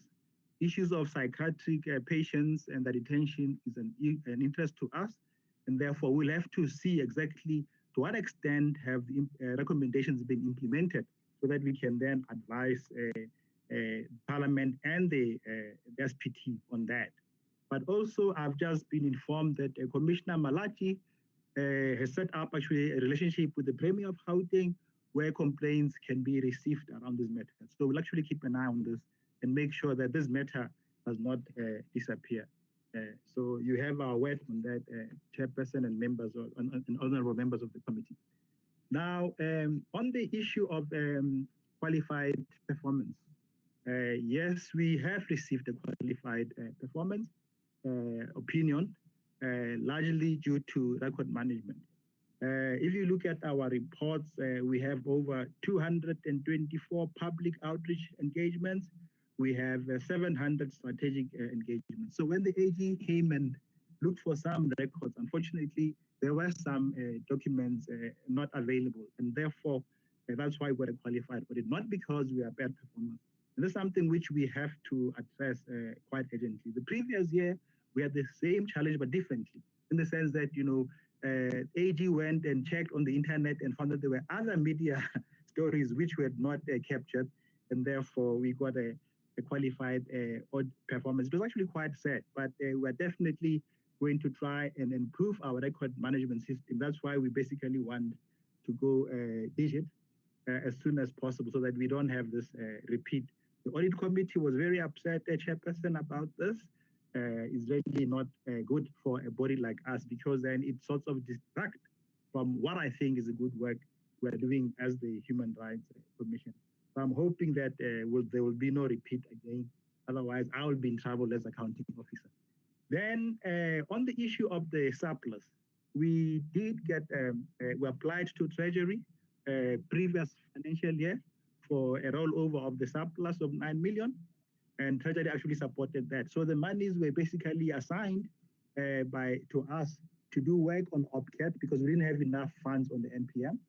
As you are aware that even though there's a multi-stakeholder in the NPM, we're the only body which is still a member of the NPM because others still have to be sufficiently independent.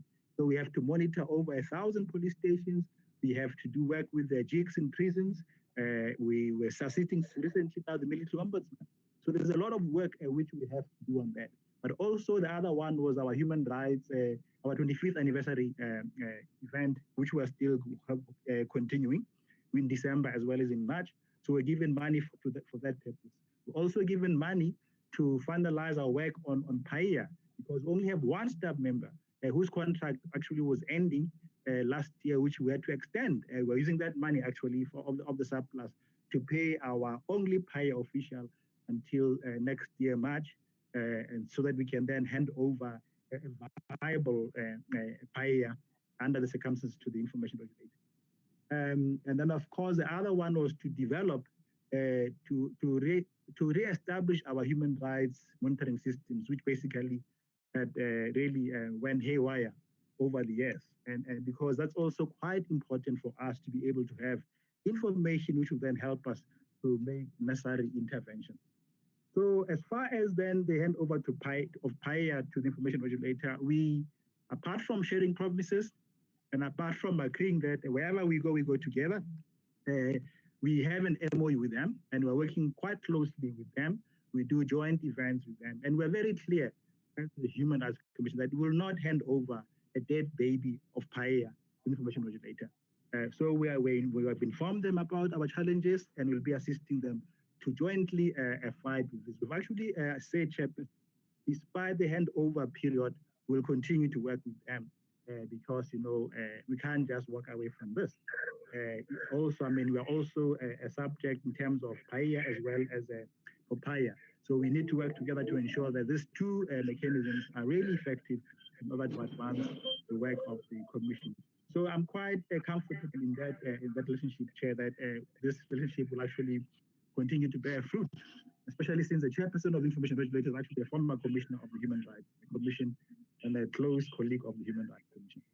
Now, Chair, on the issue of water, I just want to say that we are finalizing our report on the VAL inquiry on the pollution in VAL. I think the report is already before some commissioners. As soon as the report is approved, it will come out and highlighting some of the challenges around pollution, and therefore we will get involved. We've also done other things also around water in Pretoria, but I'll not get into that as well. Now, on the issue of media, yes, we are also quite concerned. I mean, if you recall, in the late 90s, we did have an inquiry on subliminal racism in the media because we're quite concerned as to how the media is reporting. And now with the issue of clicks, we are now wanting to look into how the advertising industry itself also do its work. And of course, that also affects the media as well because advertising goes through media. So we need to sensitize our colleagues in the media to say, you have a role to play and you must play it in a manner which helps a lot. Then on the issue of litigation, Chair, I just want to say, there's a lot of emphasis on litigation, of course, but we have 3 mandates. And we try as a Human Rights Commission to find the best mandate to use under any circumstances, taking into account our resources. So we're not always litigating. If we can solve a matter differently, we can. I mean, even with the case we took to the Pretoria High Court on Mr. Tabani's will, we tried speaking to government, we spoke to justice, we spoke to the police to say, can we find a solution? So we don't litigate immediately unless we feel there is no other way, or unless we feel that we need to set an example on this. So we're a very small organization, so we have to be very selective and strategic in how we do our work. This then takes me to the issue of the budget. Since 2017, when our budget began being cut, Chairperson, we have been freezing a number of posts to make sure we survive. And we have leased a floor to the information regulator. Now we've taken the decision that we actually want to move out and find smaller offices so that at least we can also manage to save some money despite the cost cuts if they ever come. But more importantly, also, we are saying in the Commission that we need to be very strategic. We need to be more effective. We need to do more with less without breaking the boat or the bank. So we will have to spend more time deciding how we can do this work in a much more effective manner with limited resources. How do we work with other stakeholders? We've met with a public protector.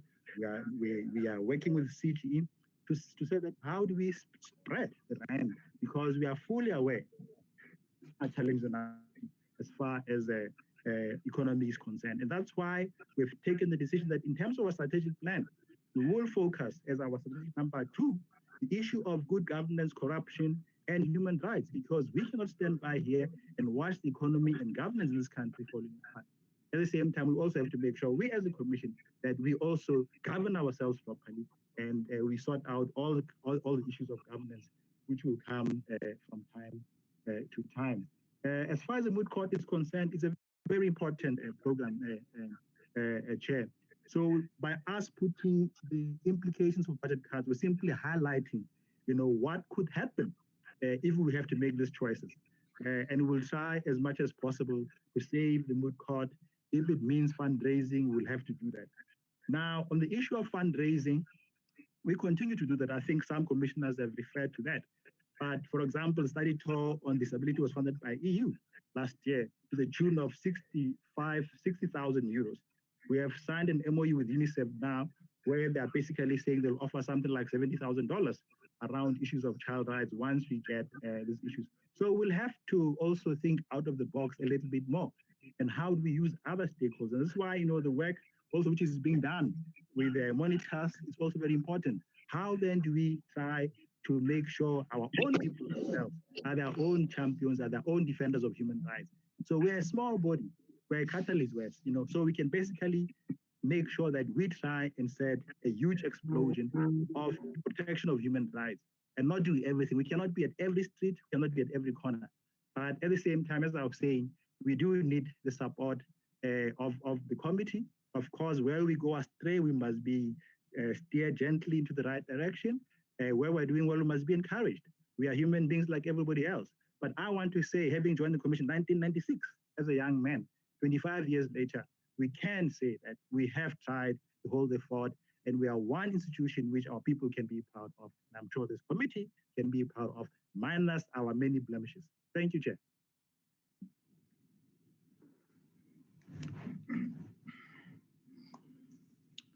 Chairperson of the Commission. Yes, Chairperson. Thank you very much.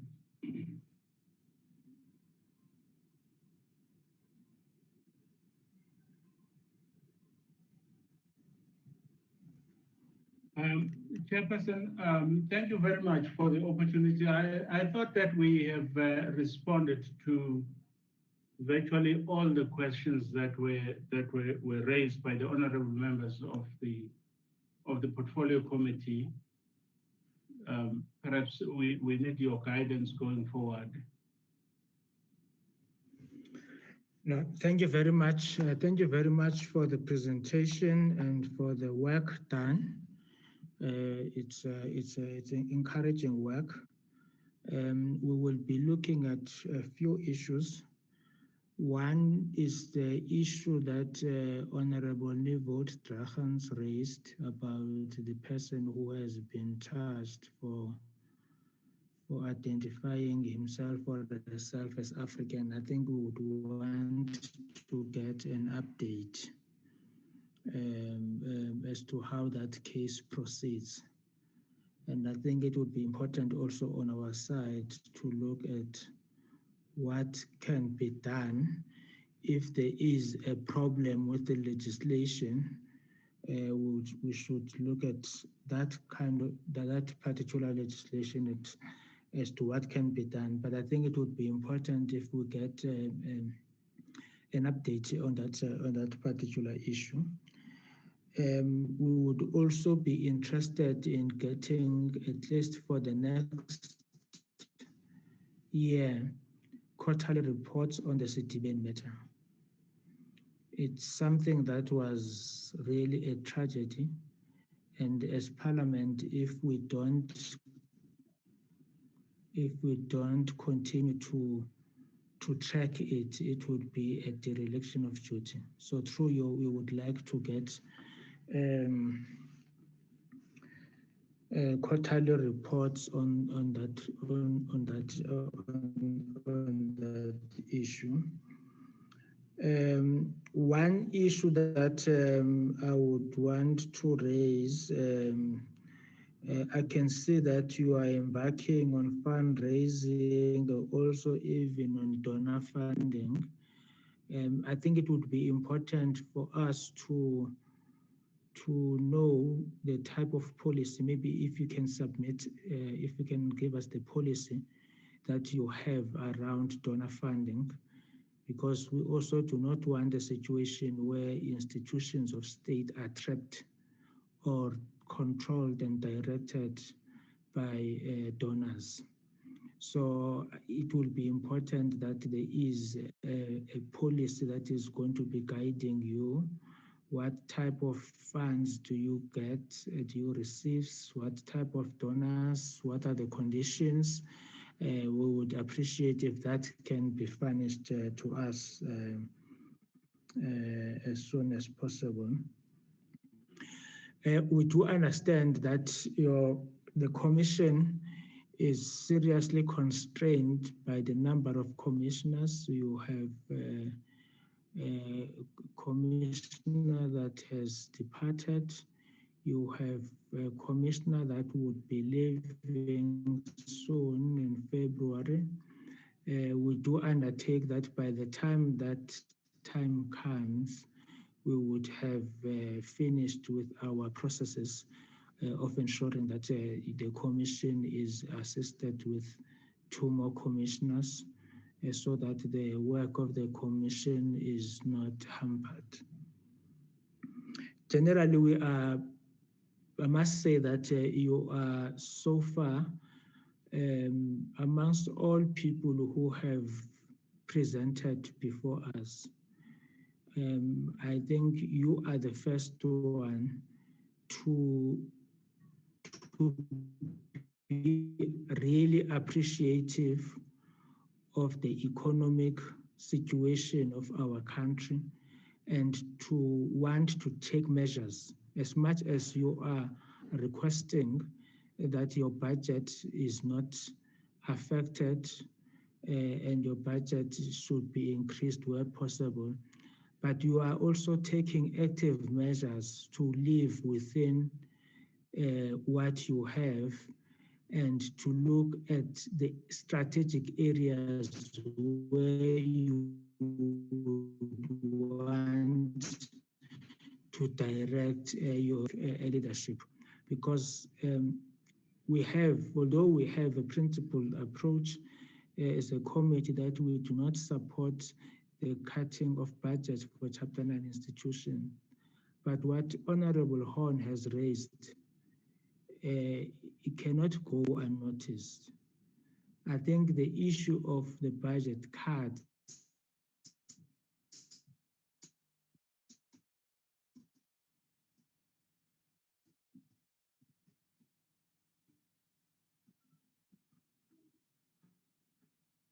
are going to be part of us for some time. That's growing in the budget and the budget that is still going to be a challenge. Particularly encouraged by the response of the Chief Executive Officer of the steps that you are taking to ensure that you are going to be able to live within the resources that you have been given.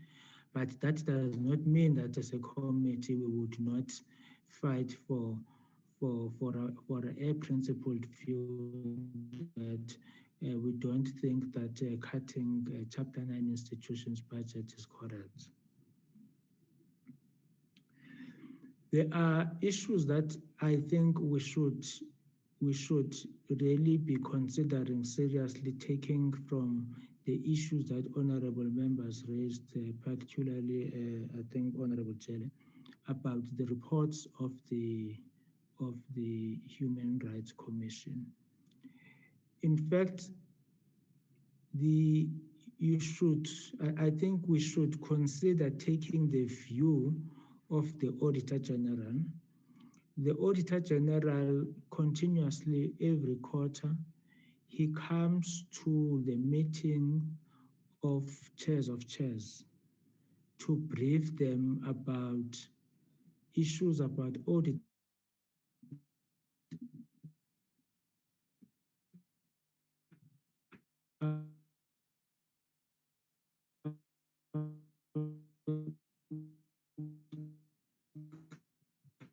but everything that has to do with their work and what I do think that you face some of them.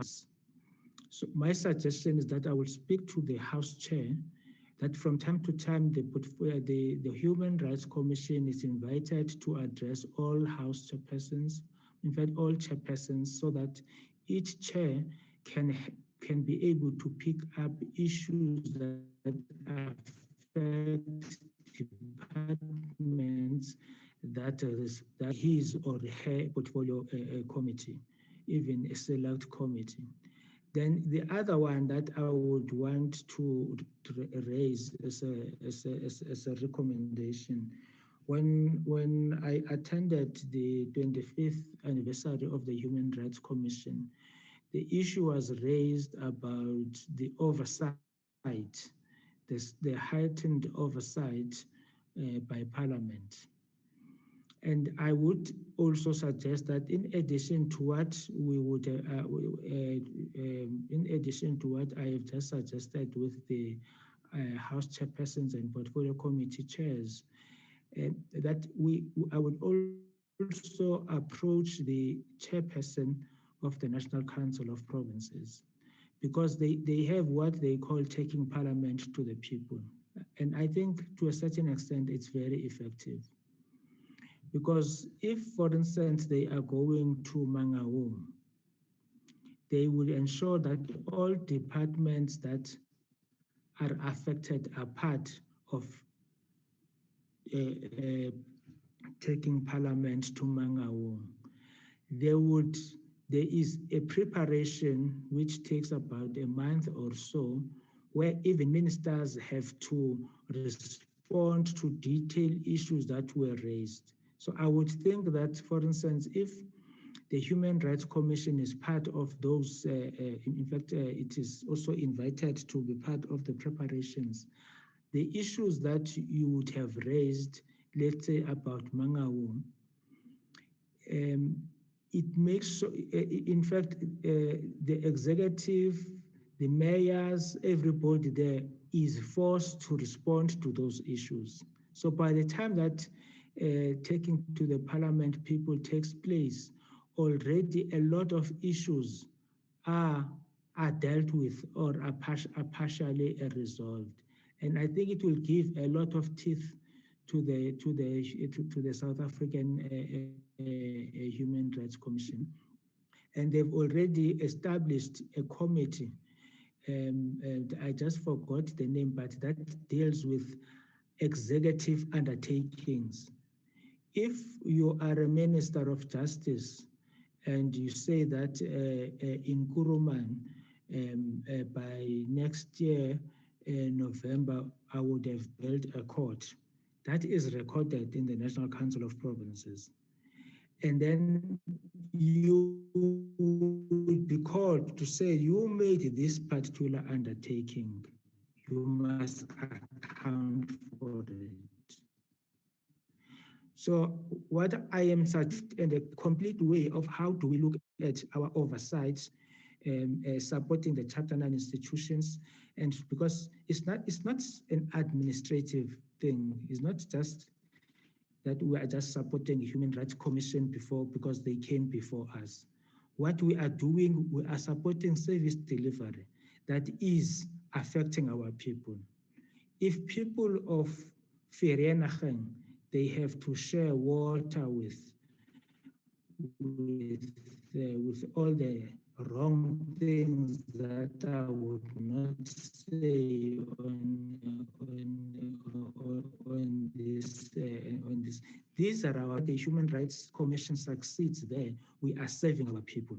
So I think we should look at a comprehensive approach as Parliament. I know constitutionally they report to the National Assembly, but I think we can extend and work together even with the National Council of Provinces and use some of the powers that the National Council of Provinces has to enhance the work of the Commission, and by so doing, we would be enhancing service delivery on the ground. That would not only apply to the Human Rights Commission, but I think this is how we should generally be approaching oversight over our organs of state, departments, and everybody else. Because when we always say that our policies are one of the best, but problem is implementation, then we should be doing something about it.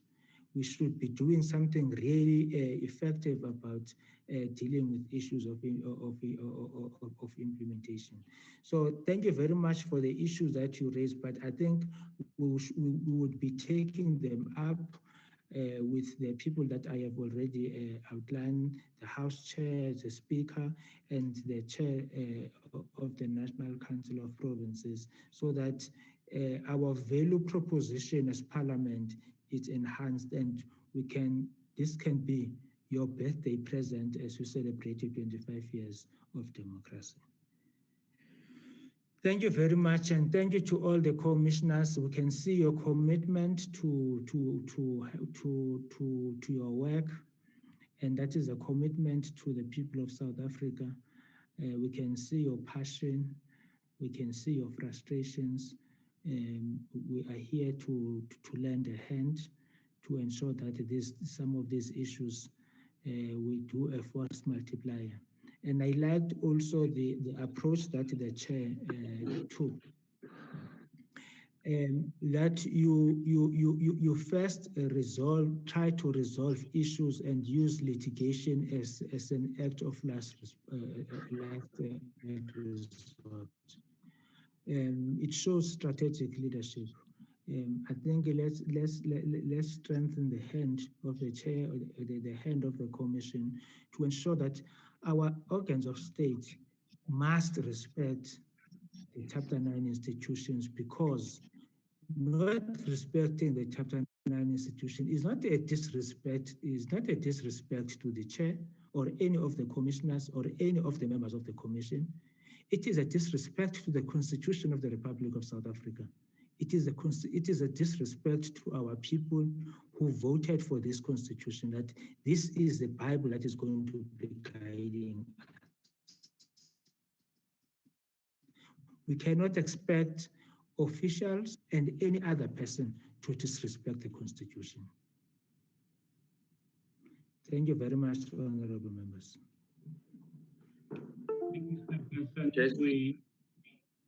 We wish to say thank you to you, and thank you for the very encouraging words that you have just spoken. We're greatly encouraged with it, and we're going to soldier on. We would like also to thank the members who through the questions and the comments that they make, support the direction and the work that we are taking. We really appreciate it. Chair, Chair Steve Swart here. I don't have a question. Can you hear me? Yes, Mr. Swart.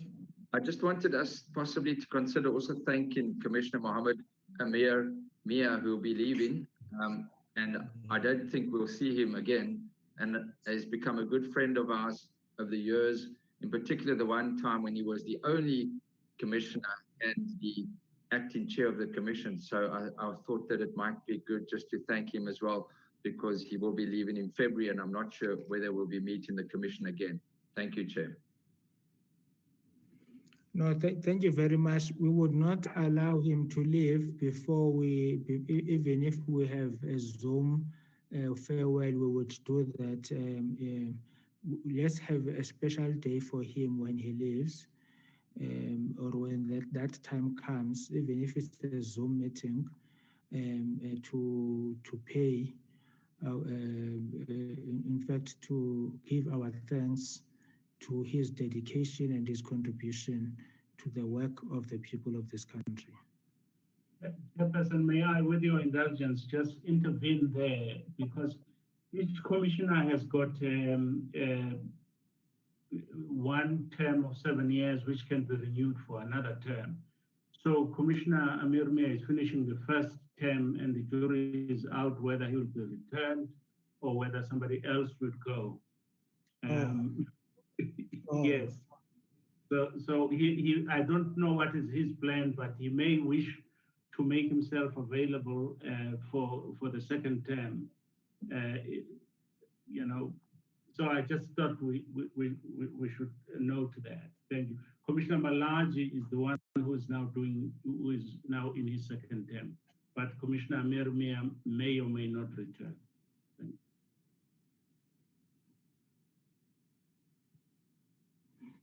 No, I think that is a strategic intervention from a person who has worked in the UN. I think what we need to do,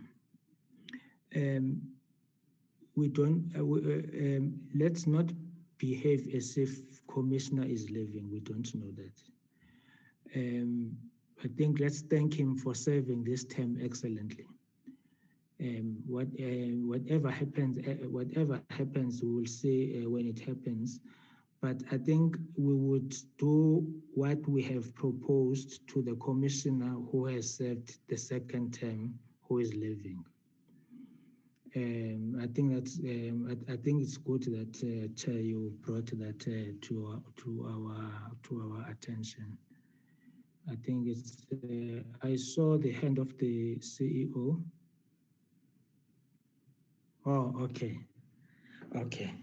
No, thank you very much. And we were not firing you, Commissioner Mire. We were not. I think it was an appreciation of all your contribution. I think members would want to see you still around. We enjoyed your contribution to the commission. So we will allow the process to unfold.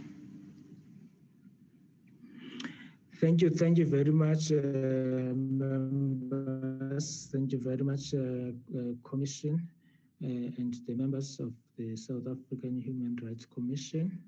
Thank you very much. Members, I think let's check if Honorable Deputy Minister is around. Chairperson, I'm around. Good afternoon and goodbye to the members of the Human Rights Commission. I was following the last bits of it, but I'm around, Chair. Okay, no, thank you very much, and good afternoon, dear. Good afternoon. You want me to speak? Yes, you can start. Okay, sorry. I was waiting for permission. Yeah, look, I've come to speak on the issue of the letter from the President to the Speaker, which was tabled before the committee regarding the determination of the salary, benefits and allowances of the Deputy Public Protector. And thank you for the opportunity to brief you on this. You'll recall with the enactment of the determination of remuneration of public office. Sorry? Apology, Minister. I can see we still have the commissioners still here. Can we release them? I didn't hear the chairperson. Chairperson, would you kindly release the members of the South African Human Rights Commission? Oh, thank you very much, Honorable Mufokeng. I'm sorry about that, Comrade Deputy Minister. Commissioners, you are released, but if you want to stay and listen to the Deputy Minister, you are also welcome. But you you have done your duty for today, but if you want to stay, you can stay. Thank you very much. Chair, thanks. I think an important thing to note is that, or you would recall with the enactment of the determination of remuneration of office bearers of independent constitutional institutions Law Amendment Act of 2014, which came into effect on the 1st of April last year. The salary allowances, benefits of the public protector, the deputy public protector, and all other Chapter 9s shall be determined by the President by notice in the Gazette after taking into consideration the recommendations of the Independent Remuneration Commission and approved by the National Assembly. Now, the National Assembly at the end of June approved the President's approved the determination by the President in respect of the remuneration of the Public Protector and the Human Rights Commission. On the 18th of August, the President informed the Speaker of his determination of the remuneration of the Deputy Public Protector for consideration and approval, and that letter was then referred to this committee. And you've got the letter. He indicated that he didn't accept the recommendations of the IRC with regard to the Deputy Public Protector, and I'll go on to that more. In this regard, that the salary gap between the Public Protector and her deputy is considerable and unique. No other Chapter 9 has such a significant salary gap between the head and their deputy. The current salary of the Deputy Public Protector sees her earning considerably less than the executive management of the institution over which she shares oversight, thus undermining her authority to fulfill her responsibilities. And then thirdly, the salary earned by her predecessor was considerably higher than the salary she was given, and the difference was only communicated to her after she accepted the position and started her work. So given the above, the President has made a determination of 1,814.65 rand per annum. The President interacted with the Minister of Finance and the Minister of Justice and Correctional Services, and both of them are in agreement with this determination. This determination, if approved by the National Assembly, will be with effect from the 1st of February, which is the date of appointment of the current Deputy Public Protector. Now, in considering the determination by the President, it's important that the Portfolio Committee be informed of and alerted to the following. The determination of the 1,814,065 rand per annum by the President is the same as the remuneration paid to the previous incumbent, Advocate Kevin Malunga, when he vacated the offices towards the end of 2019. The President is therefore of the view that the current Deputy Public Protector should receive the same remuneration as the previous Deputy Public Protector, as the remuneration of a public office bearer is linked to the office that the person holds and not to the individual occupying that office. I'd just like to give some background on the matter because to see where the problem came from, why we're in this position. In 2005, the Portfolio Committee, before this act came into effect last year, it was the National Assembly on its own that determined the salaries of the Chapter 9s, and then Cabinet would approve an annual inflationary increase. So in 2005, the Portfolio Committee recommended the salary of the DPP be approved in the amount of 619,434, that the annual increments be determined in terms of those provisions that apply to senior management service members of the public service. This remuneration amount at the time was between the remuneration levels of the Chief Director and the Deputy Director General.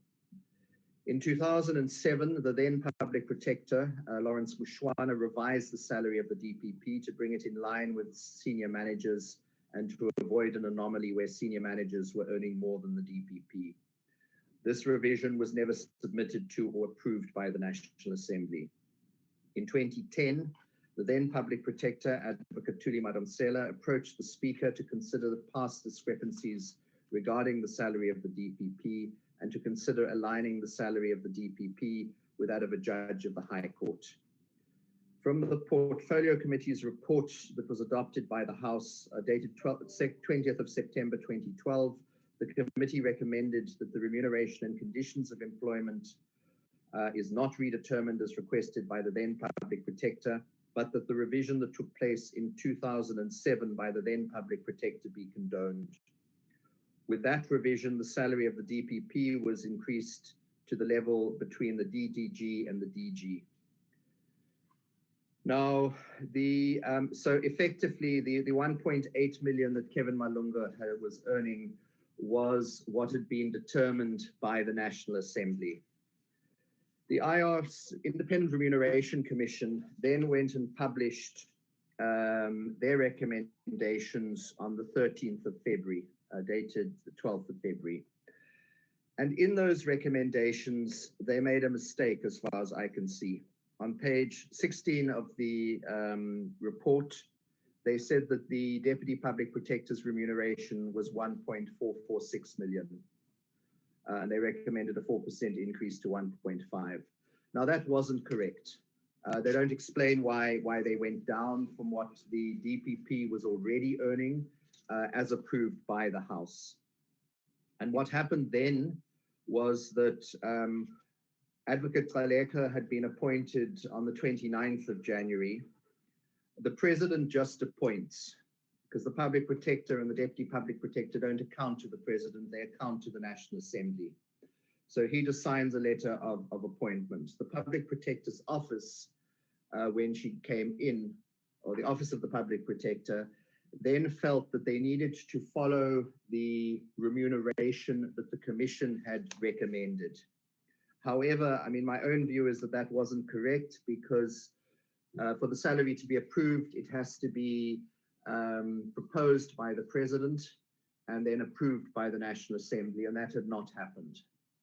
So they then opted to pay her at 1.504 million. And that's the salary that she's currently earning. I think it is important to note that the salary was not, the salary was not advertised when the position was advertised. Advocate Gcaleka approached the then Deputy Public Protector to ask him how much he earned. And he gave her the figure of the, what is it, the 1.9 million. So she had a legitimate expectation. The Commission's report only came out after she was appointed. And as I said, the Commission's report is a recommendation and not binding, but that's what the Office of the Public Protector decided to employ her. So maybe just lastly, in terms of some additional information, the current remuneration of the Public Protector is 2.3 million. So the office has been paying the Deputy Public Protector 1.5.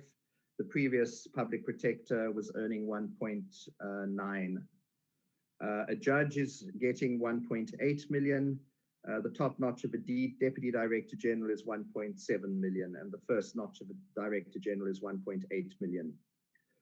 There's provision in the Act that the salary of the Deputy Public Protector shall not be reduced, nor shall the allowances and benefits be adversely altered during the term of the office of the Deputy Public Protector. And also, just to point out, the Act says where the Public Protector is for any reason unable to perform the function of his or her office, or while the appointment of a person to the Office of Public Protector is pending, the DPP shall perform such functions. So, Chair, that's basically the motivation. I think the key one for me is that that the Advocate Gcaleka had a legitimate expectation that she would be paid the salary of her predecessor. I don't know why the Commission, well, I can only think that the Commission made a mistake because they say current remuneration of 1.4.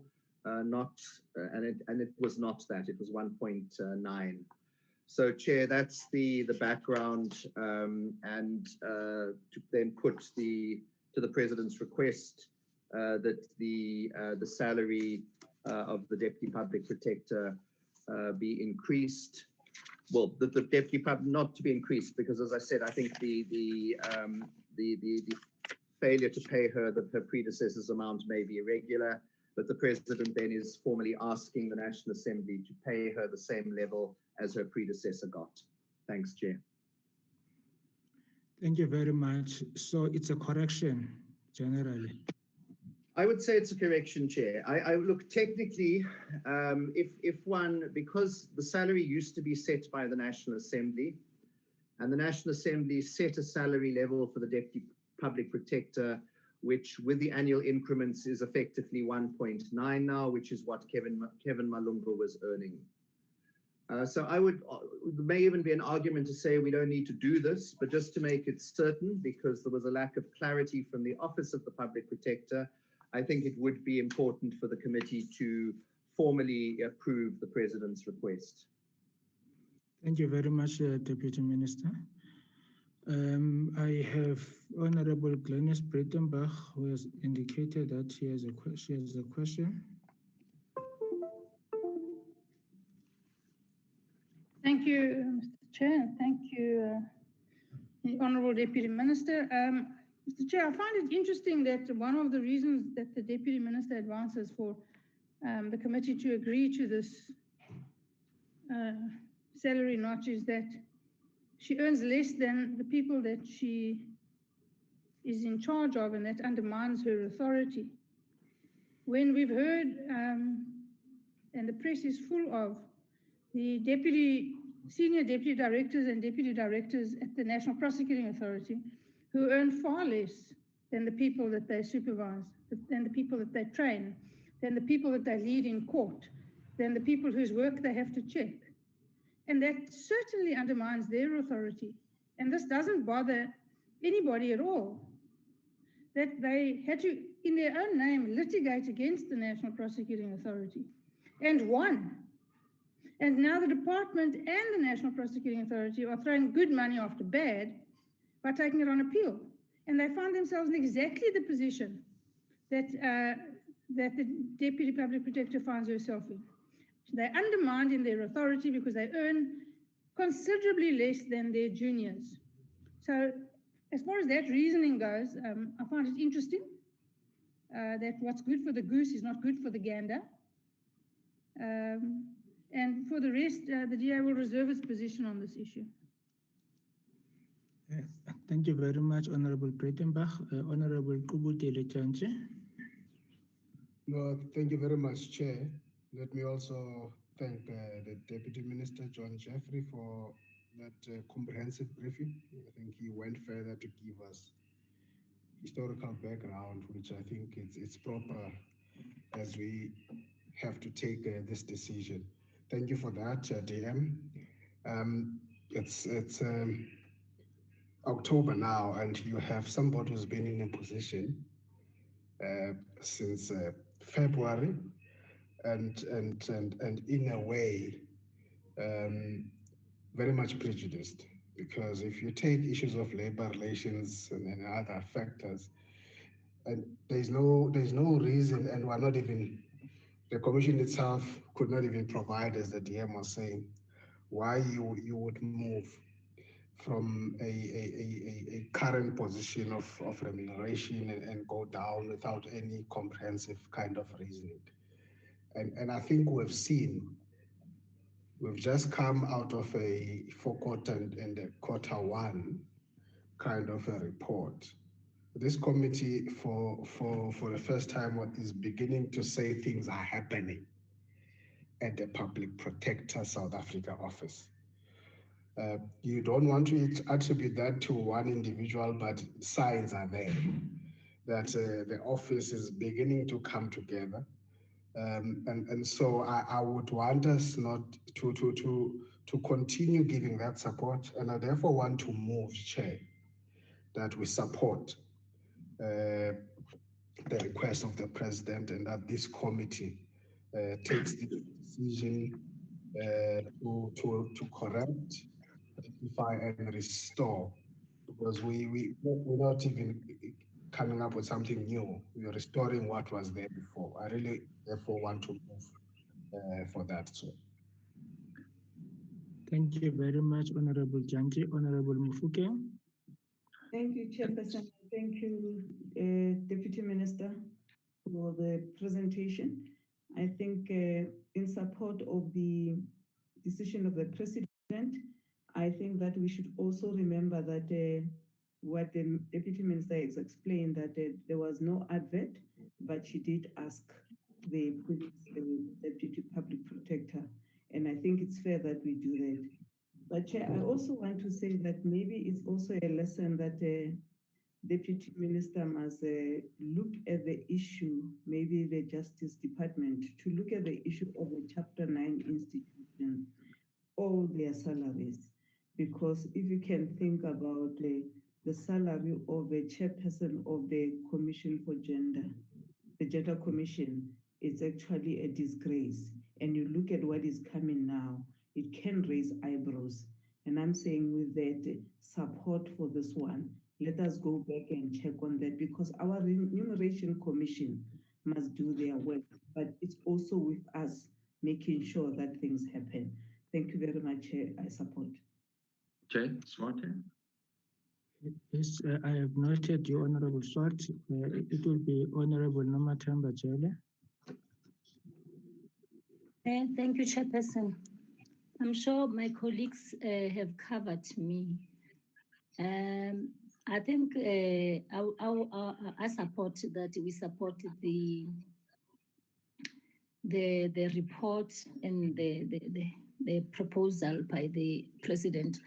I think I would support Honorable Mufokeng that after this matter, let's just look into other issues that she has already raised so that we are able to bring fairness into the whole matter, because it will come back and haunt us if we don't deal with these issues.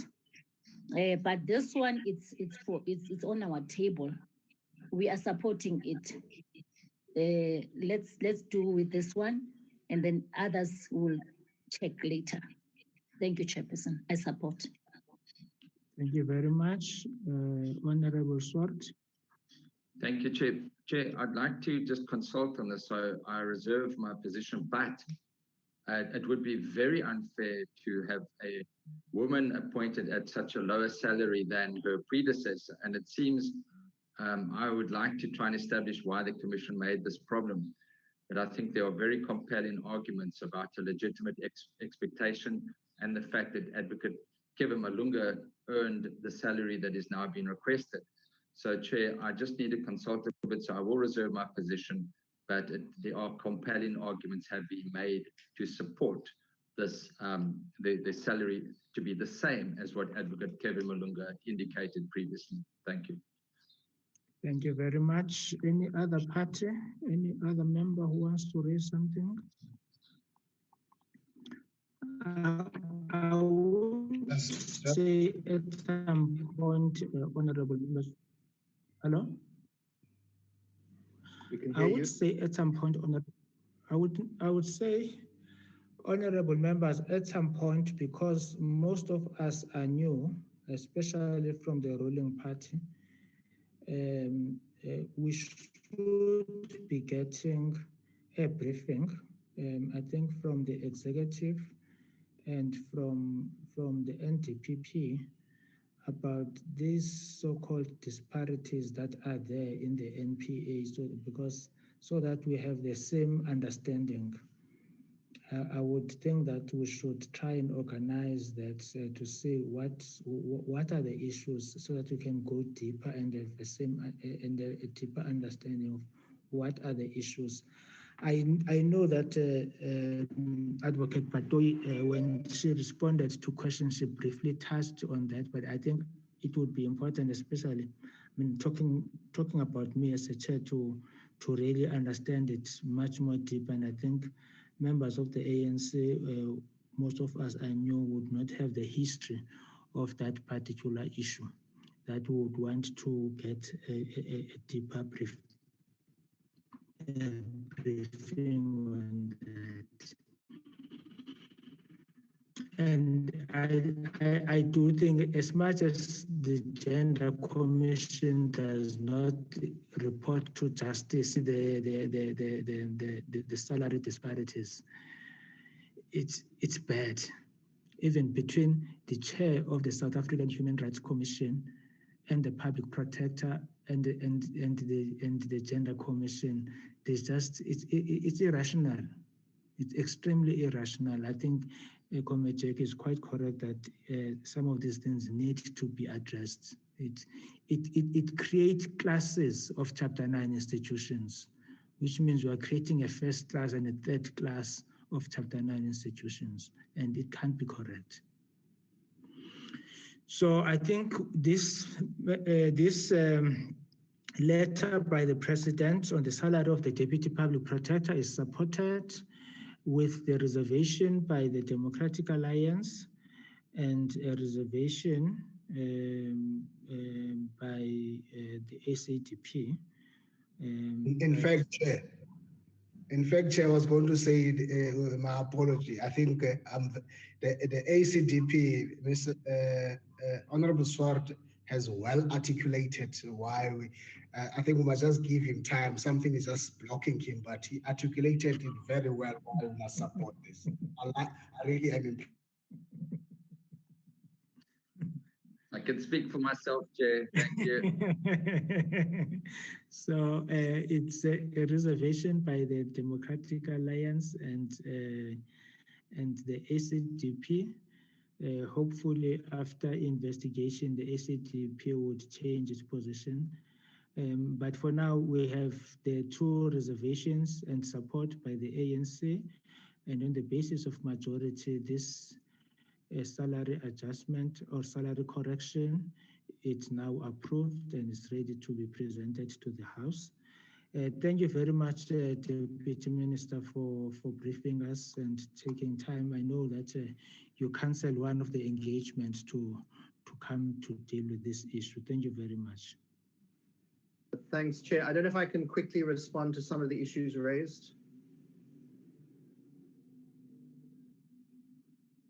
Chair, can I quickly respond to one of the... No, it was just the responsibility for making recommendations on the salaries of the Chapter 9s is with the Commission for Remuneration. I think members should have a look at their report of the 13th of February. There's 2 pages at the end, pages 9 and 10, where they look at the annual recommendations for the independent constitutional institutions.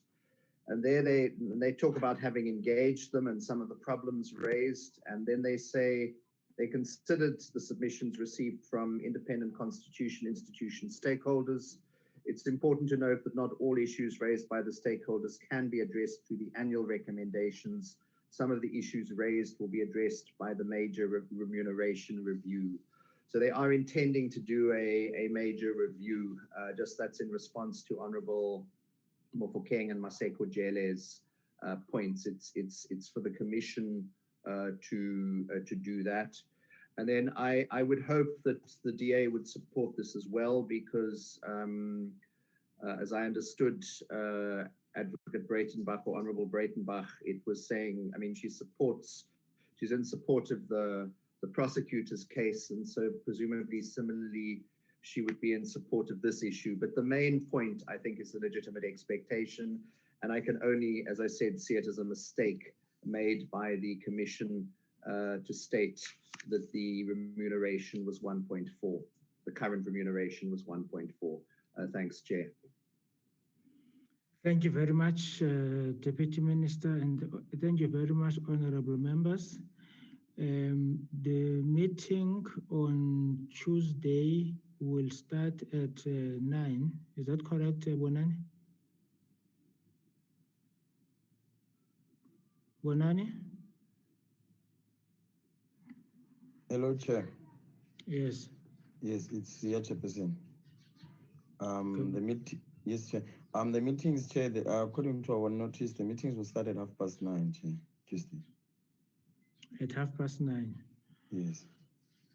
So for Tuesday, because we have a condolence motion that involves one of our own, we will start at 9:30 until 1 so that we can attend the house. But on Wednesday, we will meet the whole day until late to ensure that we push the public hearings. We have 21 organizations that have indicated that they want to make representation and in fact to make representation orally. So we should try and push them Tuesday, Wednesday, and Friday to see whether we can be able to finish them. Thank you very much, members. The meeting is adjourned. Thank you, Chair. Thank you, members. Thank you, Chairperson. Thank you, honorable members. Thank you.